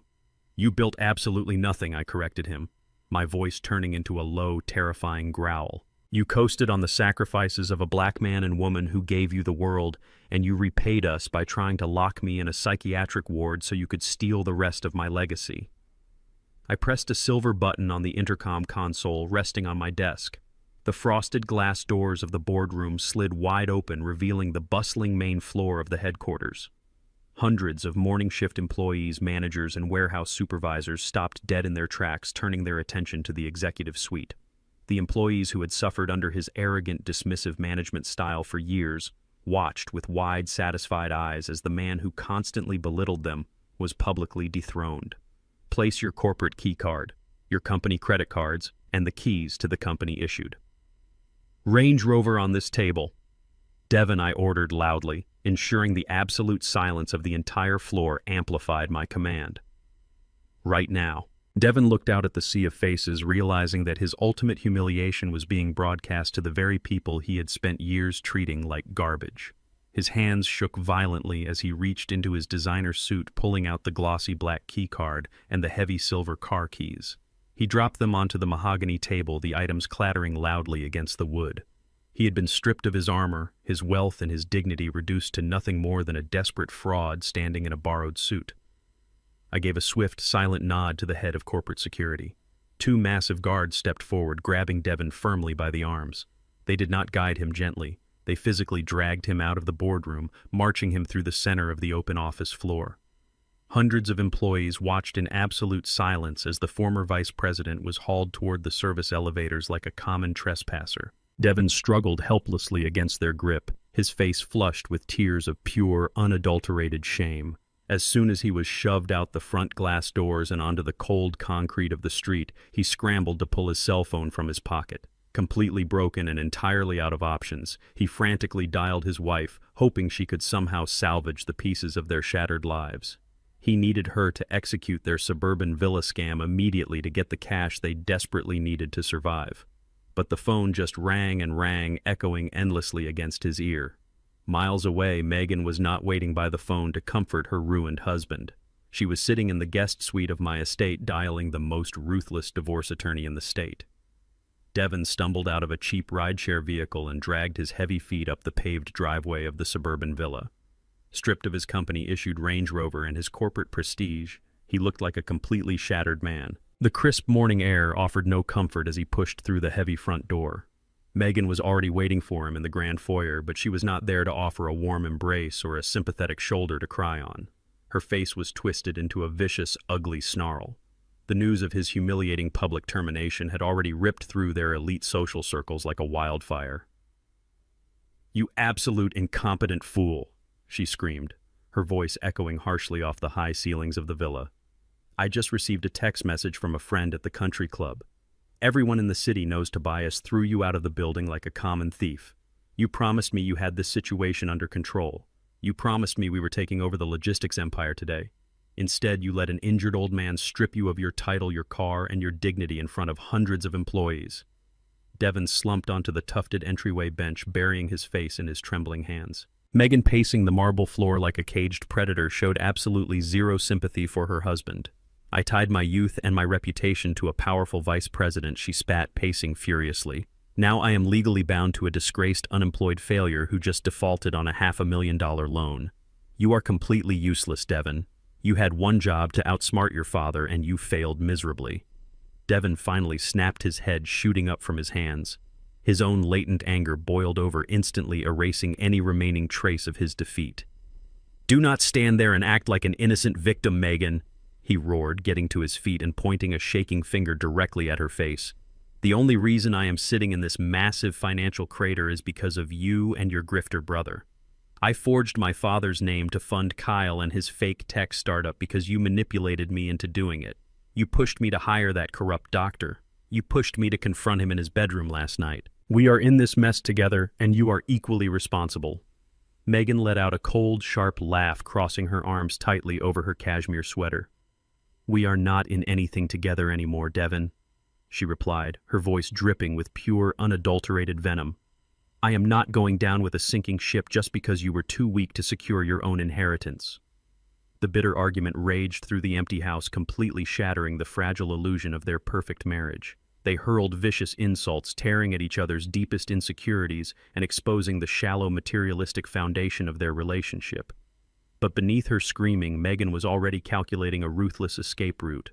While Devin was being escorted out of his corporate headquarters earlier that morning, she had spent hours consulting with a highly aggressive, predatory divorce attorney. She knew Devin was drowning in toxic debt, but she also knew they were scheduled to close the fraudulent cash sale on the suburban villa the very next day. The buyer was bringing a massive cashier check.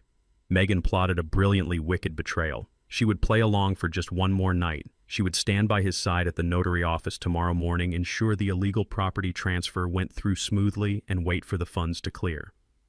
The exact second the money was deposited, she planned to file emergency divorce papers, freezing his accounts and claiming half of the illegal real estate profits for herself. She would take the cash, abandon him to face the federal fraud charges entirely alone, and disappear to Paris just as she originally intended. She looked at her husband with absolute contempt. "I am going to pack our bags for tomorrow," she said, her voice dropping to a deceptively calm whisper. "We are going to the title office at 9. We sign the papers, we take the money, and we figure out the rest later." Devin, too exhausted and broken to argue, simply nodded blindly, trusting the woman who was actively plotting his absolute ruin. What Devin and Megan completely failed to realize was that they were plotting their corporate treason inside a property that still legally belonged to my trust.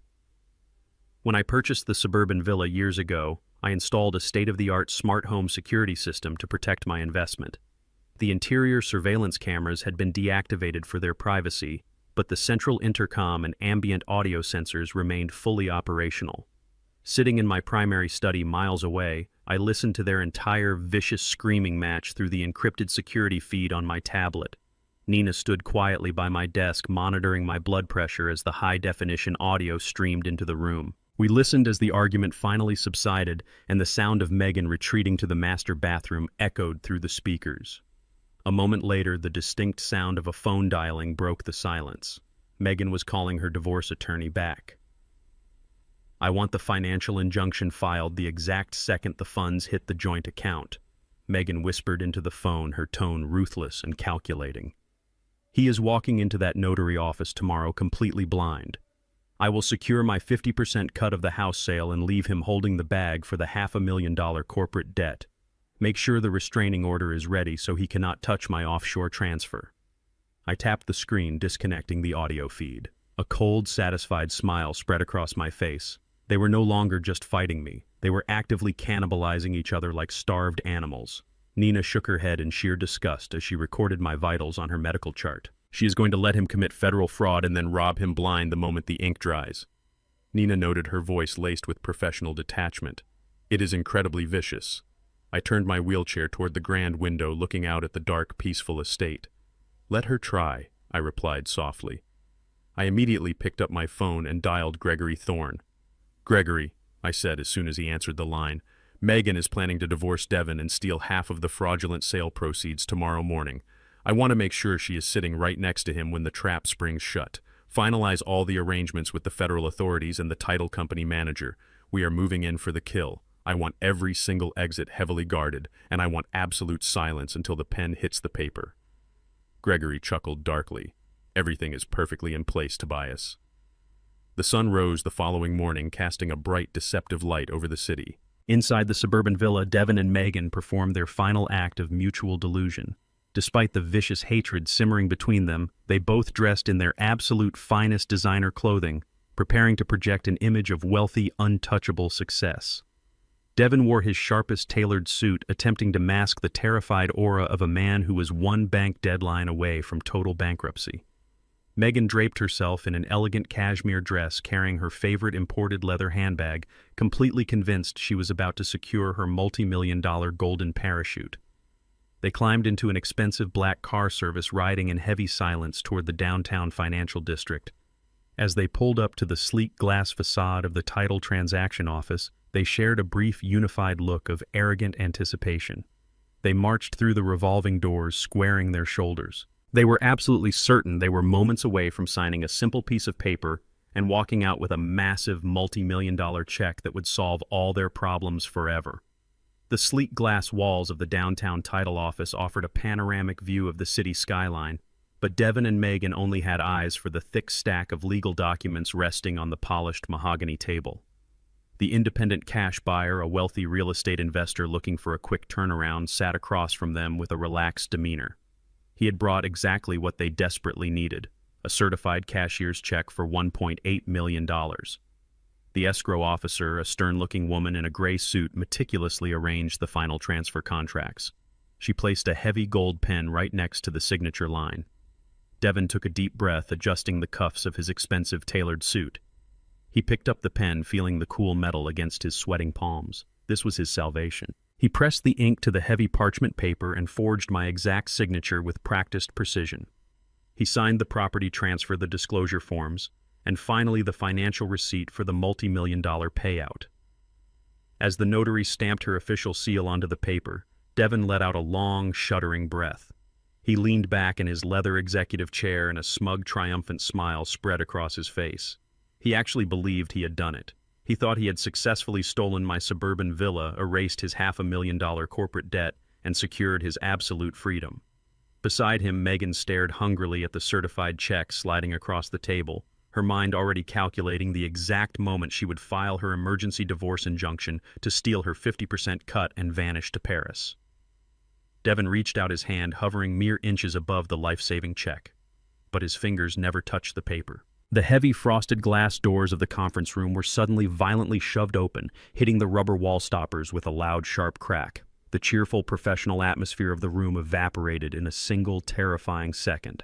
I rolled my wheelchair directly through the threshold, my posture perfectly straight, my expression carved from solid ice. Gregory Thorne marched right beside me, clutching a thick black leather briefcase.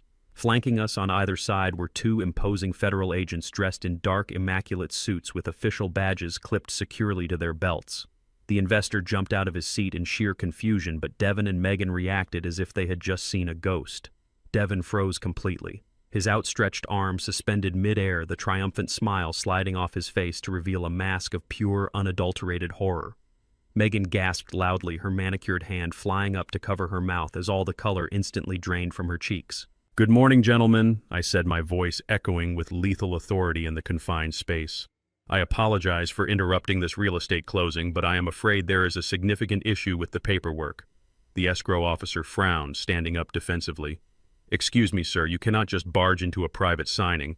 This is a closed transaction." Gregory Thorne stepped forward, placing his briefcase onto the edge of the mahogany table. "It is not a closed transaction," Ma'am Gregory corrected her, his tone dripping with absolute legal certainty.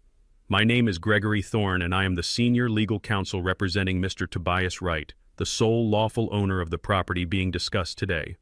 The man sitting across from you is his son Devin Wright, who possesses zero legal authority to authorize the sale of the suburban villa. The documents you just stamped are entirely fraudulent." Devin scrambled out of his chair, knocking it backward onto the carpet. "Dad, what are you doing?" he stammered, his voice cracking in a pathetic display of panic. "You are confused. You are supposed to be at the house. We are just handling some administrative family matters for you." "Do not lie to me, Devin," I commanded, my voice dropping to a terrifyingly calm register that made the entire room stand perfectly still. "You are not handling administrative matters. You just committed federal grand larceny right in front of a licensed state notary." The lead federal agent stepped around the table, his eyes locked entirely on my son. "Sir, step away from the documents," the agent ordered, his voice carrying the heavy, unmistakable weight of law enforcement. The real estate investor, realizing he had almost been swindled out of nearly $2 million, immediately snatched his cashier's check back from the center of the table. "You told me this was a clean off-market family transfer," the investor shouted, glaring furiously at Devin. "You tried to sell me stolen property." Gregory unlatched his briefcase and pulled out the original certified property deeds alongside a verified sample of my actual signature. He placed them directly next to the freshly signed transfer contracts. He looked at the escrow officer, who was now visibly trembling. "Compare the signatures," Gregory instructed. "My client has not signed a single document regarding the sale of this villa. Devin bypassed a security vault yesterday and stole the physical title. He then orchestrated this rapid cash sale, intending to abscond with the funds before the county registrar could flag the illegal transfer." The notary inspected the signatures and gasped, realizing she had just unwittingly facilitated a massive financial crime. The federal agent did not waste another second. He pulled a pair of heavy steel handcuffs from his belt and marched directly toward Devin. "Devin Wright," the agent announced, grabbing my son by the shoulder and forcefully spinning him around. "You are under arrest for suspicion of wire fraud, grand larceny, and the federal forgery of real estate documents." Devin panicked, thrashing weakly against the agent's iron grip. "No, wait, you cannot do this," he cried out, tears of absolute terror welling in his eyes. "Dad, please tell them to stop. I had to do it. The bank was going to destroy me over that corporate loan. You have to save me. You have to call them off." The second agent grabbed his other arm, expertly twisting it behind his back and snapping the cold steel cuffs securely around his wrists. The sharp metallic click echoed like a gunshot in the silent room. I looked at my son, who was now openly weeping, as the agent began reciting his Miranda rights. "I am not saving you, Devin," I replied, my gaze completely devoid of any paternal warmth. "I warned you that actions have consequences. You chose to forge my name. Now you get to face the federal government entirely on your own." The crushing reality of federal prison completely shattered whatever remained of Devin's sanity. He slumped forward, crying uncontrollably as the agent secured his restraints, reading him his rights as his entire world collapsed around him. The secondary agent then turned his sharp, calculating gaze directly toward Megan, who was still sitting frozen in her leather chair. "Ma'am," the agent said, stepping toward her, "we are going to need you to come down to the bureau for questioning regarding your involvement in this conspiracy." Megan physically recoiled as if she had been burned. The absolute terror of losing her freedom and facing federal charges instantly overrode any lingering loyalty she had to her marriage. She stood up, her face turning a sickly shade of chalk white, and her ruthless survival instincts viciously kicked in. Without a single second of hesitation, she pointed her trembling finger directly into her handcuffed husband's face. "I had absolutely nothing to do with this," she shrieked, her voice echoing hysterically across the room. "I did not know the documents were forged. Devin forced me to come here.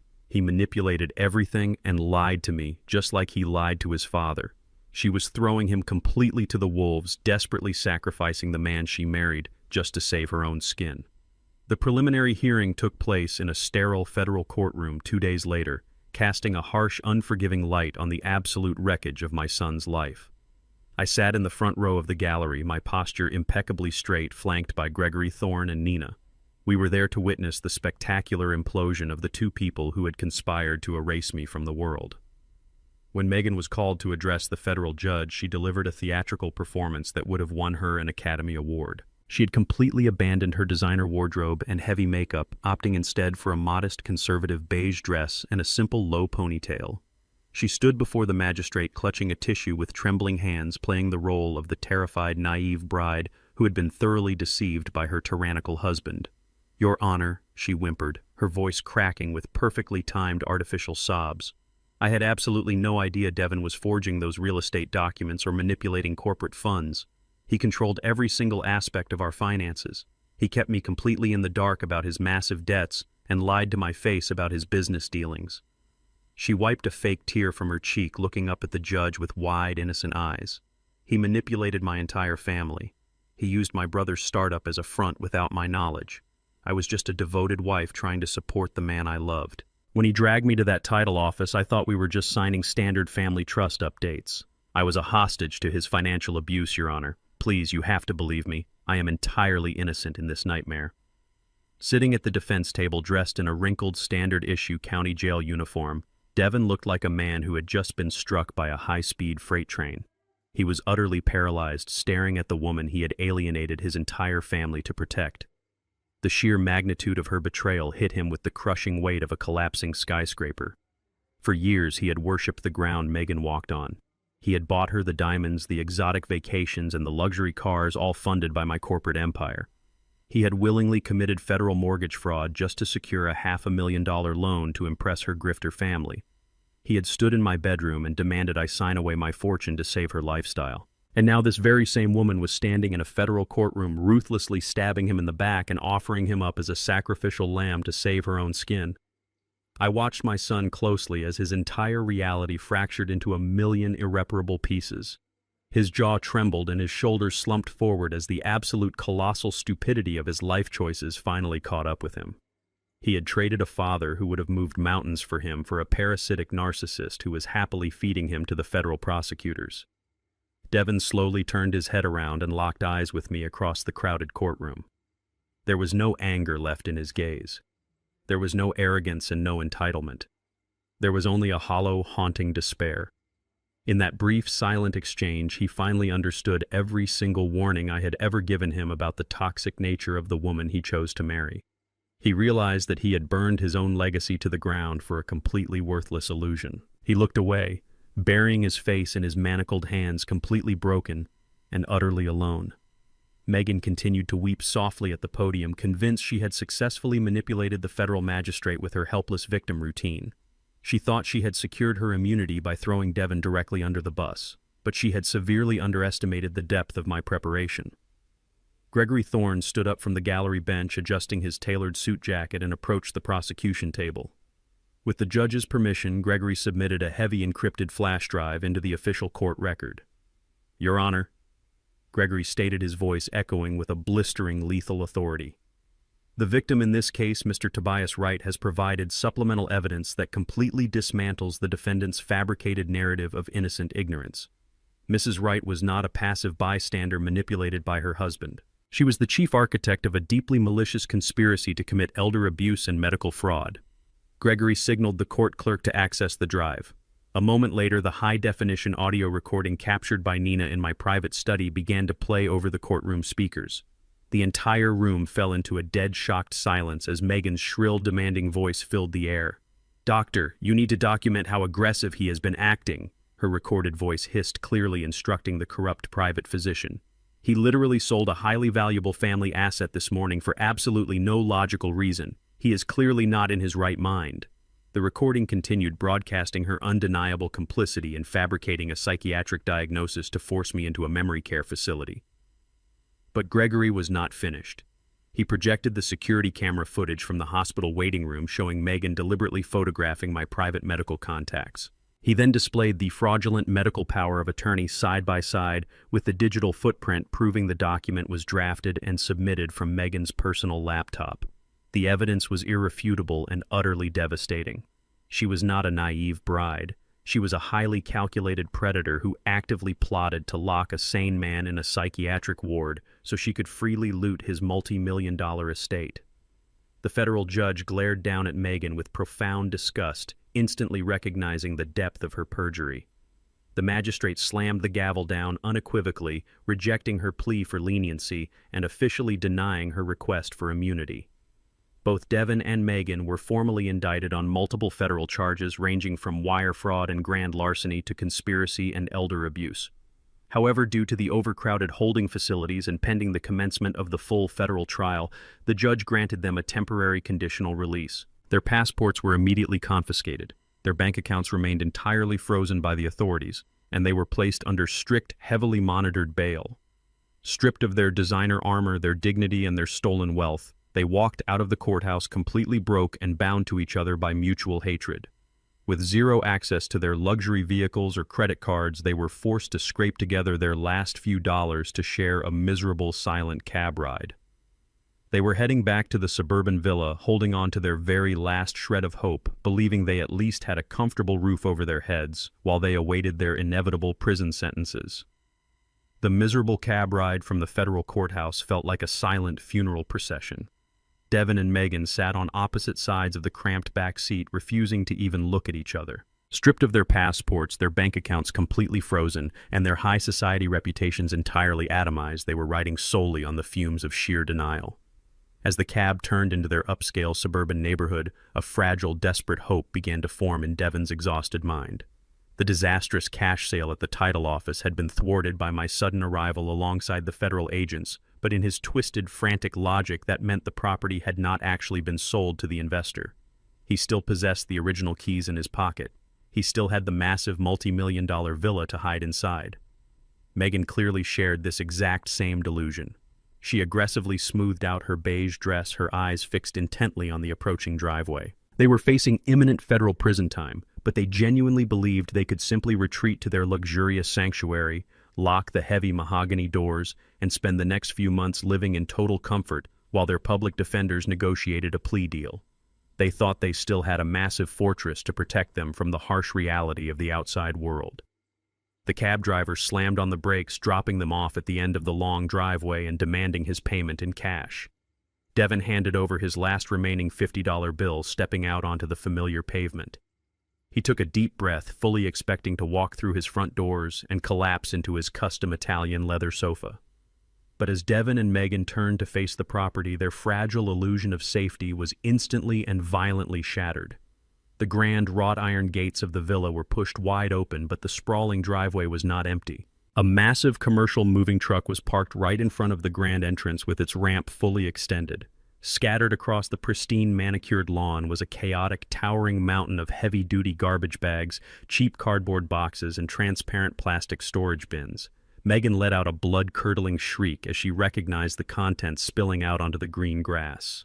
Her entire meticulously curated collection of custom designer dresses, her imported silk bedsheets, and her incredibly expensive luxury handbags had been unceremoniously tossed into the front yard like absolute trash. Devon's custom golf clubs, his expensive tailored suits, and his prized collection of vintage watches were piled haphazardly into the dirt. A crew of movers was showing zero respect for the items, handling the extravagant wardrobe of two indicted federal criminals with sheer indifference. Devon sprinted forward, his face red with shock and unadulterated fury. "What do you think you are doing?" he bellowed at a burly worker carrying a massive flat-screen television out the front door. "Put that down right now. You are trespassing on private property. I am calling the police." Meghan joined him, screaming hysterically as she tried to salvage a pair of crushed designer heels from the lawn.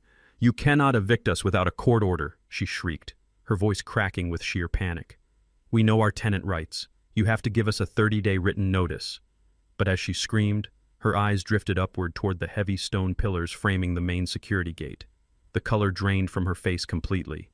Bolted securely into the masonry was a brand-new polished bronze plaque gleaming brightly in the afternoon sun. It read, "The Camille Wright Foundation for At-Risk Youth," in crisp, elegant lettering. Below it, a secondary metal sign was posted stating private charitable property, authorized personnel only. Devin stared at the bronze plaque, his breathing growing shallow and erratic. He could not comprehend what he was reading. The name of his late mother blazoned across a charitable foundation plaque on the very house he thought he owned. The heavy front door swung open again, but it was not another moving company employee carrying a box. A tall, sharp-looking man in a dark-tailored suit walked out onto the front porch, flanked by two armed private security guards. It was a senior associate attorney from Gregory Thorne's elite legal firm, holding a thick clipboard and a highly official property vacatur notice. "Good afternoon, Devin," the attorney said, his voice ringing with absolute professional detachment. "There is no need to call the police.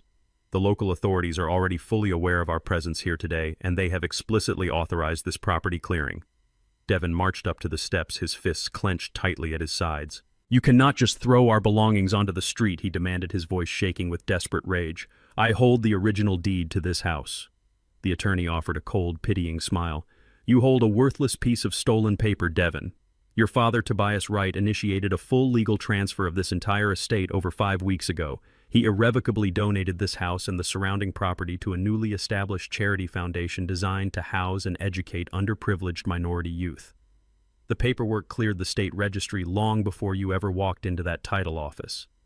Devin staggered backward as if he had been physically struck in the chest. Megan dropped the designer shoes she was holding, her mouth opening in sheer horror. The attorney stepped down the stairs, handing Devin a copy of the verified charitable trust deed. "When you forged your father's signature at the notary office attempting to sell this villa to a cash buyer, you were not just attempting to steal from Tobias," the attorney explained with lethal precision. "You were actively attempting to sell a property that legally belonged to a registered nonprofit organization. You tried to defraud a charity. Your forged contract was fundamentally invalid from the exact second you signed it because you can never sell what you do not own. You have 0 tenant rights. You have 0 ownership claims. You are officially trespassing on charitable grounds." The security guard stepped forward, forming an imposing barricade between Devin and the front doors. The attorney pointed a pen toward the street. "Your personal belongings have been removed from the premises as a courtesy. You have exactly 10 minutes to gather your garbage bags and vacate the sidewalk before I have you arrested for loitering on foundation property." Devin collapsed onto the concrete curb, completely broken. He stared blankly at the massive pile of trash bags containing the pathetic remnants of his lavish, privileged life. He had no job, no car, no bank account, and now he did not even have a roof over his head. He was officially a homeless federal criminal sitting in the dirt. Megan, realizing the absolute finality of their ruin, felt a blind, primal panic seize her entire body. She could not survive on the streets. She could not sleep on a park bench. Her ruthless survival instincts flared up one final time. She pulled her cell phone from her pocket, her hands shaking violently. She still had one last lifeline. She dialed the number for her wealthy, arrogant parents, Richard and Patricia. They had money. They had an enormous house in the suburbs. They would wire her emergency funds, hire a better defense attorney, and give her a soft, warm bed to sleep in while she plotted her next move. She pressed the phone to her ear, listening to it ring, completely unaware that a catastrophic financial apocalypse had already detonated inside her parents' home. Megan pressed the phone tightly to her ear, listening to the automated voicemail greeting of her mother. She dialed again, panic rising in her throat, but the call went unanswered. She had absolutely no idea that 30 miles away, inside the supposedly impenetrable fortress of her parents' upscale suburban home, Richard and Patricia were currently experiencing their own catastrophic financial execution. The $500,000 commercial loan that Devin had fraudulently secured for Kyle Imaginary Tech startup had not just vanished into thin air when I pulled my corporate guarantor status. It had triggered a massive, immediate chain reaction of devastating financial defaults. Kyle, arrogant and completely incompetent, had already spent a significant portion of those illicit funds on luxury office leases and non-refundable executive perks. When the bank aggressively recalled the loan and froze the corporate accounts, they did not just stop at Devin. They went directly after the beneficiary of the fraudulent wire transfer. The federal authorities and the Commercial Lending Board seized Kyle's entire shell company. But the collateral damage ran much deeper. Richard, blinded by his own greed and his absolute certainty that my wealth would cover their mistakes, had foolishly cross-collateralized his own home equity to secure a secondary line of credit for his son-doomed venture. The moment Kyle startup officially imploded under federal investigation, the bank initiated an aggressive, merciless foreclosure on Richard and Patricia property. The very same morning Megan was thrown out onto the street, her parents were served with a formal notice of immediate asset seizure, desperate and completely out of options. Richard and Patricia did not drive to the federal courthouse to support their indicted daughter, nor did they drive to the suburban villa to rescue her from the curb. Instead, they drove their leased luxury sedan directly to my primary estate. Nina alerted me through the internal intercom that a frantic couple was arguing with the security guards at the main gate, begging for an audience. I instructed security to let them through. I wanted to look them in the eye. When Richard and Patricia were escorted into my grand sunroom, they were completely unrecognizable from the haughty, condescending socialites who had strutted through my dining room just days prior. Richard's face was flushed, his expensive golf shirt wrinkled and soaked with nervous sweat. Patricia was openly weeping, her carefully styled hair disheveled, her hands shaking violently as she clutched her designer purse. They stood before my wheelchair, stripped of their arrogance, reduced to terrified beggars. "Tobias, please, you have to help us," Richard pleaded, his voice cracking as he completely abandoned his pride. "The bank is seizing everything. They are foreclosing on our house today. Kyle is facing a federal indictment for receiving stolen funds, and they are threatening to liquidate my retirement accounts and my pension to cover the damages. You have billions of dollars, Tobias. $500,000 is nothing to you. It is pocket change." Patricia fell to her knees onto my Persian rug, sobbing uncontrollably. "We are going to be homeless, Tobias," she wailed, reaching out to grasp the armrest of my wheelchair. "You cannot let them do this to our family. We know Devin made a terrible mistake, and we know Megan was wrong, but you cannot punish us for their crimes. Please just authorize a wire transfer to clear the debt. Call the bank and tell them you are reinstating the corporate guarantor status. We will do anything you want. We will pay you back. Just save our home and keep our son out of federal prison." I looked down at the weeping woman on my floor and the desperate, broken man standing beside her. They were groveling, throwing away every ounce of their supposed superiority for a fraction of the wealth they had spent years silently despising me for. I did not flinch. I did not offer a comforting hand or a sympathetic word. I calmly reached over to the small mahogany table beside my chair, picked up my porcelain teacup, and took a slow, deliberate sip of Earl Grey. I let the silence stretch, forcing them to sit in the suffocating weight of their own humiliation. "I find this sudden display of humility deeply fascinating," Richard first finally said, my voice echoing with an absolute icy calm. I placed the teacup back onto its saucer with a sharp clink. "Just a few nights ago, standing in my formal dining room and drinking my vintage scotch, you loudly proclaimed that it was time to pass the torch to the younger, more capable generation. You boasted that it takes a sharp, modern mind to navigate today's corporate landscape, and you celebrated the fact that Devin was steering the ship away from my outdated business models." I leaned forward slightly, fixing my cold gaze on his terrified eyes. "Well, Richard, this is the modern corporate landscape. Your sharp, visionary son just drove his startup straight into a federal fraud investigation, and your highly capable son-in-law just bankrupted your entire family. Why are you coming to an outdated, senile old man to fix your brilliant, synergistic partnership?" Richard opened his mouth, stammering, trying to formulate a defense, but I immediately cut him off, turning my attention to the sobbing woman on my rug. "And you, Patricia," I continued, my tone dropping to a lethal whisper. "You patted my shoulder and told my entire dinner party that it was tragic to see me in a wheelchair. You mocked my cognitive state and assured me that I was in good hands and that you would make sure I was comfortable in my final years." I looked down at her with absolute, unwavering contempt.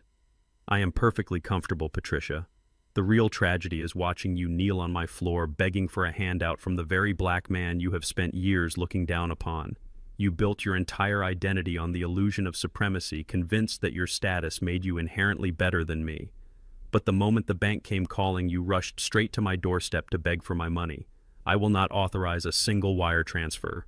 I will not make a single phone call to save your home. You enabled your daughter greed. You celebrated my son theft. And you co-signed a fraudulent loan. Now you get to experience the absolute destruction of your own legacy.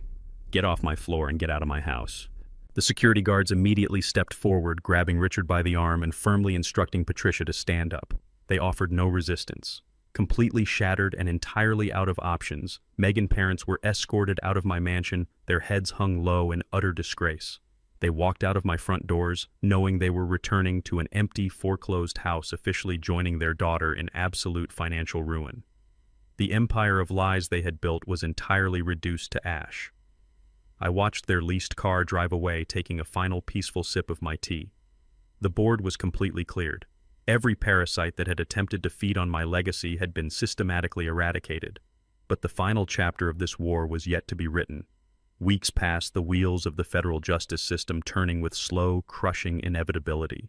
The day of the official sentencing finally arrived. I adjusted my tailored suit and headed to the downtown courthouse, ready to watch Devin and Megan face the ultimate, inescapable consequences of their monumental betrayal. The heavy oak doors of the federal courtroom swung open, and I rolled my wheelchair down the center aisle, positioning myself in the front row right behind the prosecution table. Gregory Thorne sat beside me, adjusting his tie with the quiet confidence of a man who had already won the war. At the defense table sat the hollow, broken remnants of my son and his wife. Devin and Megan were completely unrecognizable from the haughty elite socialites who had strutted through my mansion just a few months prior. Devin wore a cheap, ill-fitting suit that hung loosely on his shrinking frame, his shoulders slumped in utter defeat. The arrogance that used to radiate from him was entirely gone, replaced by a deep, trembling terror. Megan looked even worse. Stripped of her expensive blowout, her heavy designer makeup, and her imported silk dresses, she looked like a fragile, terrified ghost.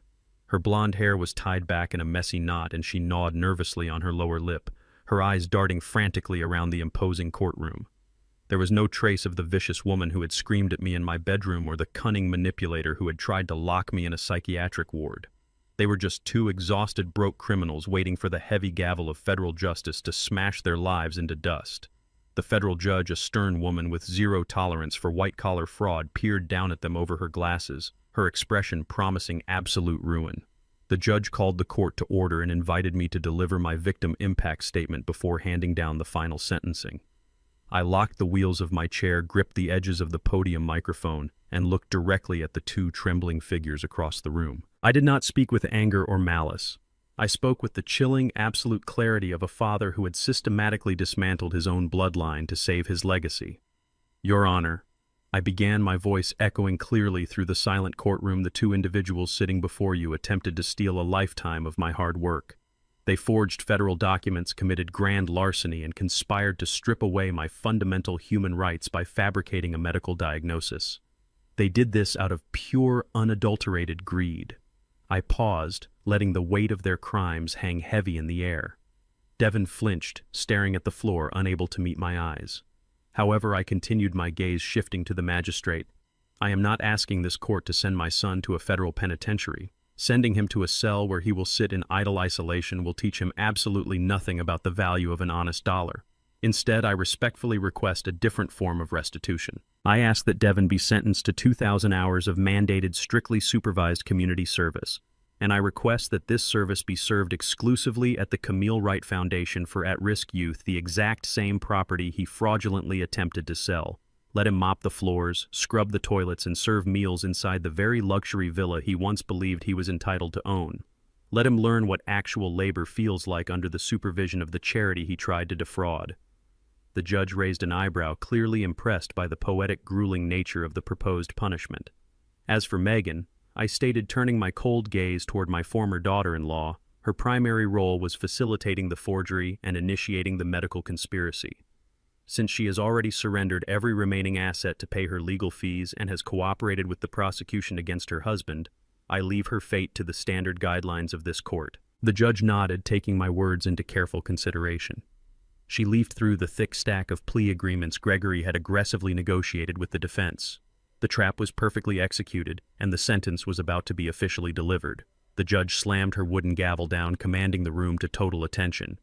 Devin Wright, she announced, her voice booming with legal finality, based on the victim extraordinary request and your guilty plea to federal wire fraud, I am suspending your prison sentence. Instead, you are hereby sentenced to 5 years of strict federal probation and 2,000 hours of mandated manual labor at the Camille Wright Foundation. If you miss a single shift, if you are late by 1 minute, or if you violate any term of your probation, you will instantly serve the maximum 10-year sentence in a federal penitentiary. Devin visibly slumped over the defense table, letting out a ragged, humiliating sob of relief and sheer dread. He was spared the horrors of prison, but he was legally condemned to return to his former palace as a glorified janitor. The judge then turned her piercing glare toward Megan. Megan Wright, you are convicted of conspiracy to commit medical fraud and accessory to grand larceny. You are sentenced to 3 years of supervised probation and a suspended sentence. You are forbidden from contacting the victim, and you will submit to regular federal monitoring. The court is adjourned. The gavel struck the block one final time, sealing their fates forever. As the gallery began to clear out, the final, most pathetic act of their toxic relationship unfolded right there in the aisles of the courtroom. Megan, aggressive divorce attorney, marched up to the defense table, slapping a thick manila folder down in front of Devin. It was the finalized, expedited dissolution of marriage. Megan grabbed a pen and signed the documents with vicious, trembling speed, completely eager to sever herself from the ruined man sitting beside her. "You are a pathetic, useless failure," she hissed at Devin, not caring who heard her. "I lost my family, my money, and my entire life because I trusted you to secure your own inheritance. I never want to see your face again." Devin snatched the pen from her hand, his own bitter rage finally boiling over. He scribbled his signature onto the divorce decree, severing their bond permanently. "You are a parasite, Megan," he spat back, his voice thick with venom and regret. "You drained me dry and threw me to the wolves. Go crawl back to your bankrupt parents." Without another word, Megan grabbed her cheap handbag and stormed out of the double doors, heading out into the city as a broke, convicted felon with absolutely zero prospects. Devin was escorted out through the side exit by his probation officer, beginning his long, humiliating journey to the bottom of the working class. They walked out of the courthouse in completely opposite directions, tearing each other to pieces until the very last second. I sat quietly in my wheelchair, watching the heavy wooden doors swing shut behind the two people who had conspired to erase my existence. The air in the courtroom suddenly felt incredibly light, completely purged of the toxic, suffocating greed that had poisoned my life for the past year. Gregory Thorne placed a reassuring hand on my shoulder, offering a rare, genuine smile of absolute victory. "We did it, Tobias," Gregory murmured quietly. "It is finally over." I nodded slowly, a profound, undeniable sense of peace washing over my healing body. I signaled to Nina, and she gently turned my wheelchair around, guiding me down the center aisle and out into the bright, sunlit corridor of the federal building. I took a deep, steadying breath of the fresh city air. I had successfully orchestrated the total destruction of an entitled, parasitic generation, ripping my legacy out of their fraudulent hands. But as the warm sunlight hit my face, I knew my work was not entirely finished. A brand new chapter was just beginning for the man who had single-handedly crushed his family only to rebuild it from the absolute ashes. The journey back to my sprawling estate was the most peaceful drive I had experienced in months. As the heavy wrought-iron gates swung open and the car glided up the manicured driveway, I looked at the massive stone facade of my home with an entirely new perspective. For weeks, the walls of this mansion had felt like a suffocating prison, crawling with the greedy whispers and toxic plots of a son and daughter-in-law who wanted me locked away in a psychiatric ward. Now, stepping through the grand double doors, I was met with a profound, absolute silence. It was not the heavy, suffocating quiet of a lonely old man abandoned by his family. It was the crisp, clean silence of total liberation. I rolled my wheelchair into the grand foyer, breathing in the familiar scent of lemon oil and polished mahogany. Nina walked quietly beside me, offering a respectful nod before heading to the kitchen to prepare my afternoon tea. The parasitic entities that had tried to drain my legacy dry had been surgically removed from the premises. There were no more fake smiles, no more hidden agendas, and no more arrogant demands echoing down the hallways. The air in my home was finally breathable again. I was alone, but for the first time in an incredibly long time, I was completely free. I had successfully defended the empire Camille and I built, and I had done it entirely on my own terms. A few days after the federal sentencing, Gregory Thorne arrived at the estate with a final stack of legal documents. We sat in my study, bathed in the warm afternoon light, finalizing a project that meant more to me than any commercial real estate deal or logistics contract. With a few deliberate strokes of my pen, I officially established the Camille Wright Memorial Scholarship Fund. I endowed the foundation with a massive initial contribution, ensuring that for decades to come, brilliant, underprivileged minority students would receive full-ride scholarships to top-tier universities. It was the perfect tribute to the woman who had stood by my side when we had absolutely nothing. Camille had always believed in building ladders for those coming up behind us, and now her name would forever be associated with opportunity and excellence rather than the greedy entitlement Devon had displayed. But the most significant victory of all involved my 7-year-old grandson. Following her federal conviction and subsequent highly publicized divorce, Megan had lost all leverage. Stripped of her financial resources and facing strict federal probation, she was forced to accept a grueling custody arrangement meticulously orchestrated by Gregory. My grandson was legally assigned to spend every single weekend and all major holidays at my estate. When the boy arrived that first Friday afternoon looking timid and unsure, I made sure the house was filled with his favorite toys and the smell of freshly baked cookies. Without his mother hovering over him, whispering toxic lies into his ear about his grandfather, the boy quickly blossomed. We spent hours in the sunroom building complex model airplanes and talking about his favorite subjects in school. I watched him laugh, completely shielded from the poisonous materialistic values Megan had tried to instill in him. He was safe inside the financial and emotional fortress I had built for him. I was personally ensuring that the right legacy would skip a generation, passing directly from me to a young boy who would be raised with the exact same values of hard work, humility, and respect that Camille and I had shared. I made it my personal mission to teach him the history of our family, showing him the old photographs of the rusted delivery truck that started it all. I wanted him to understand that true wealth is not measured by designer clothes or luxury vacations, but by the integrity of your character and the resilience of your spirit. By removing Megan's toxic influence, I was actively saving his mind from the same corruption that had ruined his parents. 6 months passed since the day the gavel fell in that federal courtroom. The harsh winter gave way to a brilliant, blooming spring. I sat in my wheelchair on the expansive back patio overlooking the vibrant rose gardens that Camille had planted decades ago. Nina stepped out through the glass doors, holding my daily medical chart with a satisfied smile. "You are officially cleared by the orthopedic surgeon, Mr. Wright," she announced, her voice ringing with genuine professional pride. "The bone density scans are perfect and your ribs have completely healed. You do not need the chair anymore." I looked down at my leg, feeling the solid, rebuilt strength in my muscles. I gripped the armrests, planted my feet firmly onto the warm stone patio, and pushed myself upward. I stood at my full height, taking a deep, steadying breath of the fragrant morning air. I did not stagger. I did not lean on Nina for support.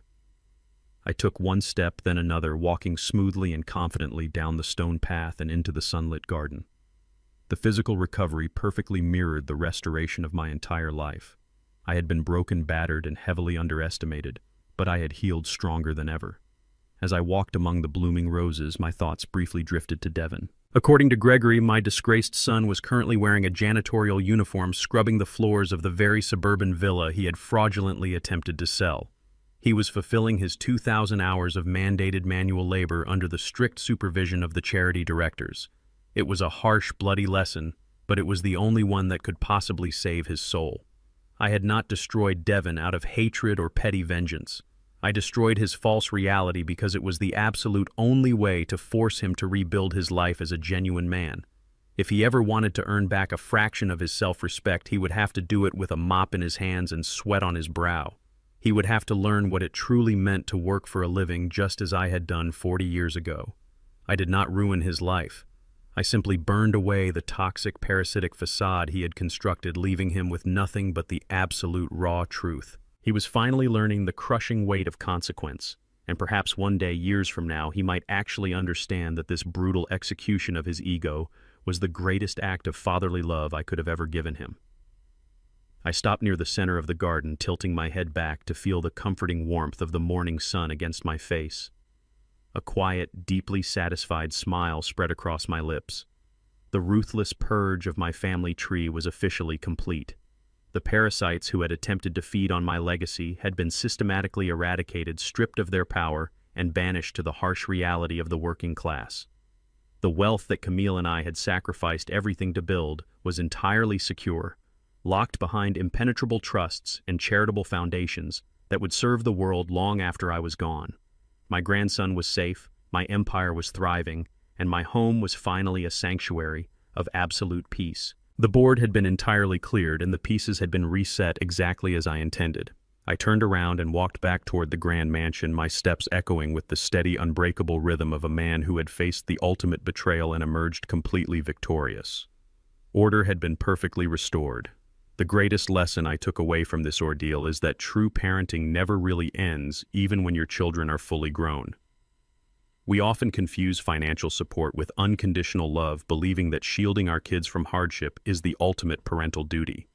But handing someone the world on a silver platter only robs them of the strength required to carry it. Wealth without character is simply a loaded weapon in the hands of a fool. Sometimes the most profound act of love you can offer your family is the willingness to let them fall so they can finally learn how to stand on their own 2 feet. If you found value in my journey, please leave a comment below sharing your own experiences with setting firm family boundaries, and do not forget to subscribe for more stories.